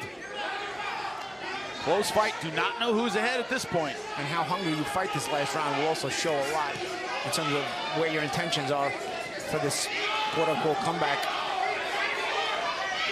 Awesome explosiveness from Hurd in round number 9. Yeah, it's the comeback real. We'll find out here. Just pushing. That was a push down. Hurd down, yep. Rosario trying to bring it, though. He's showing that he wants to win.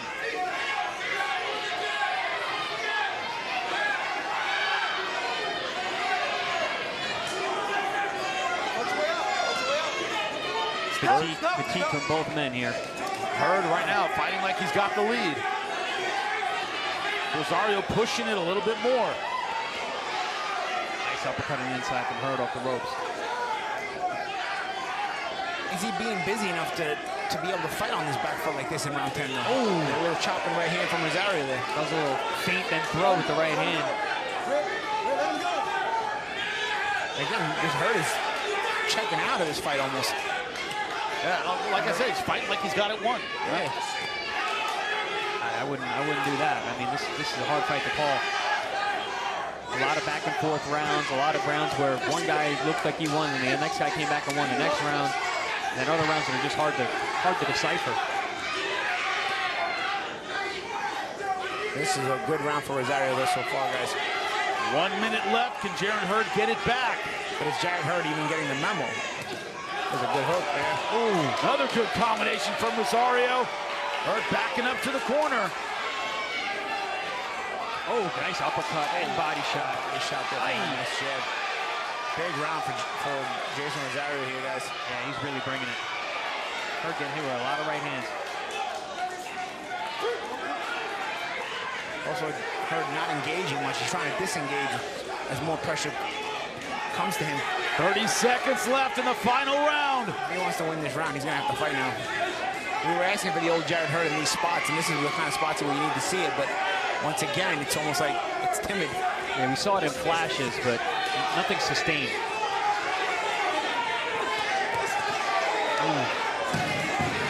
10 seconds left. Whose comeback is for real? We're about to find out. Good round for Jeison Rosario. The question is, was it enough? These give me some interesting scorecards. Erickson Lubin joining us at the table. You're interested in both of these fighters. What do you think of this performance, and who would you give it to if you were a judge, man? It's close. It's close. Right now, I'm edging towards Rosario. I think he put out the last half of the fight pretty good. But and he wanted Jarrett more. Hurd did his thing in the beginning. Yeah, he did want it more. He finished the fight strong. And that's the thing about Hurd. If Hurd doesn't win this fight, he's going to kick himself because some of the new things he was working on, they were okay. They looked good early on. But then it was a matter of, okay, when Rosario brought it to him, he did have to show that he had to dig down and fight. It wasn't going to be given to him like it was early on where he was sort of being crafty. And he didn't show that he was willing to step up to that level. Saw early on that beautiful jab there from Hurd. Even those little range changes, those little stutter steps going backwards. I mean, good control there with his jab.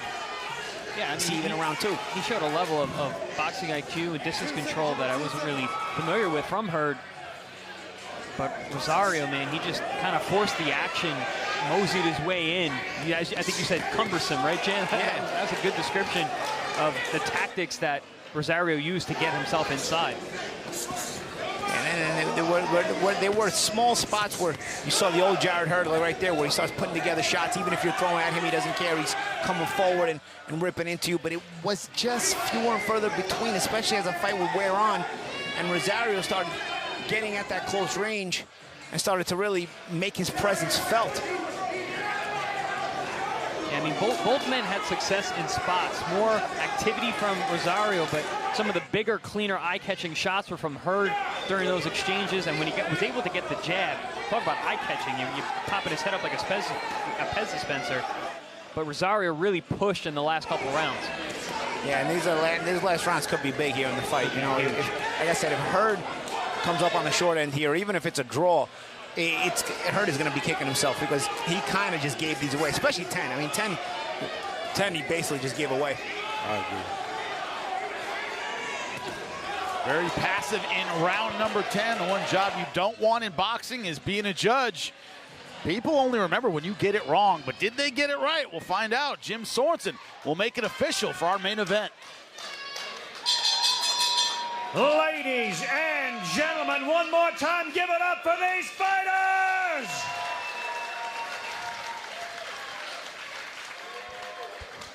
After 10 rounds, we go to the judges' scorecards. Judge Joanne Richard scores this bout 96-94 in favor of Jerrett Hurd.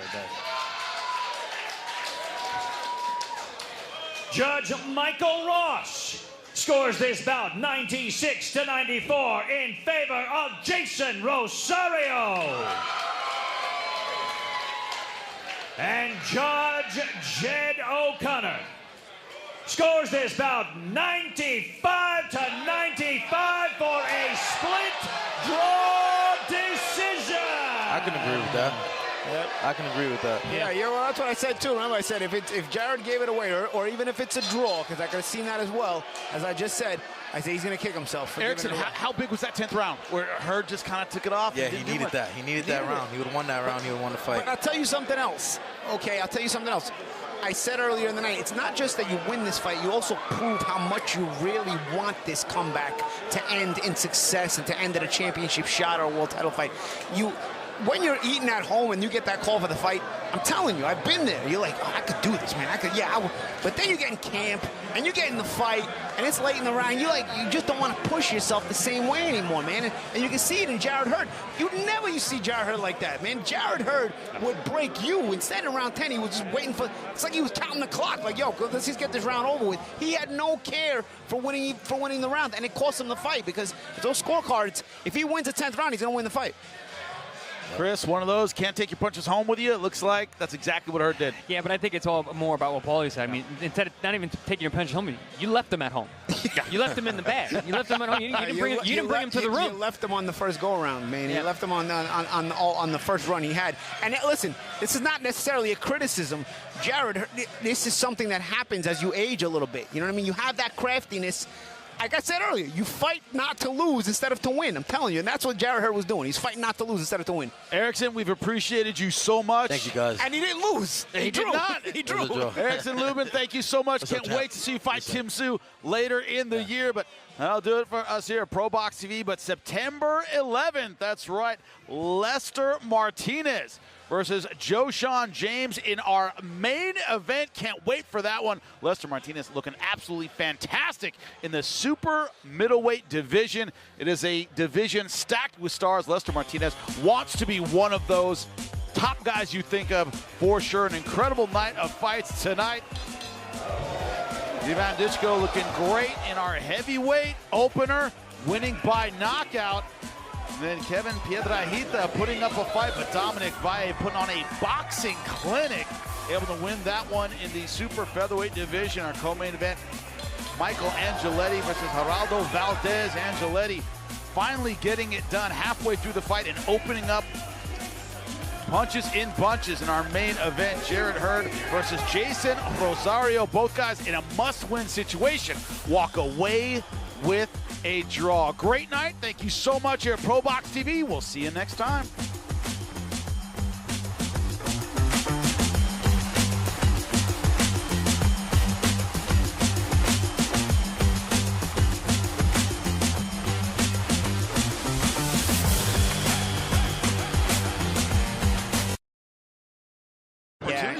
That's impressive. And that's what you want to see. You want to see the adjustments made by the prospect. You know, the prospect Mindoro is a guy who had all knockout wins, and maybe he was used to seeing guys just go away when he hit them hard. And, you know, Good John took some good shots and actually came back firing and walking him down.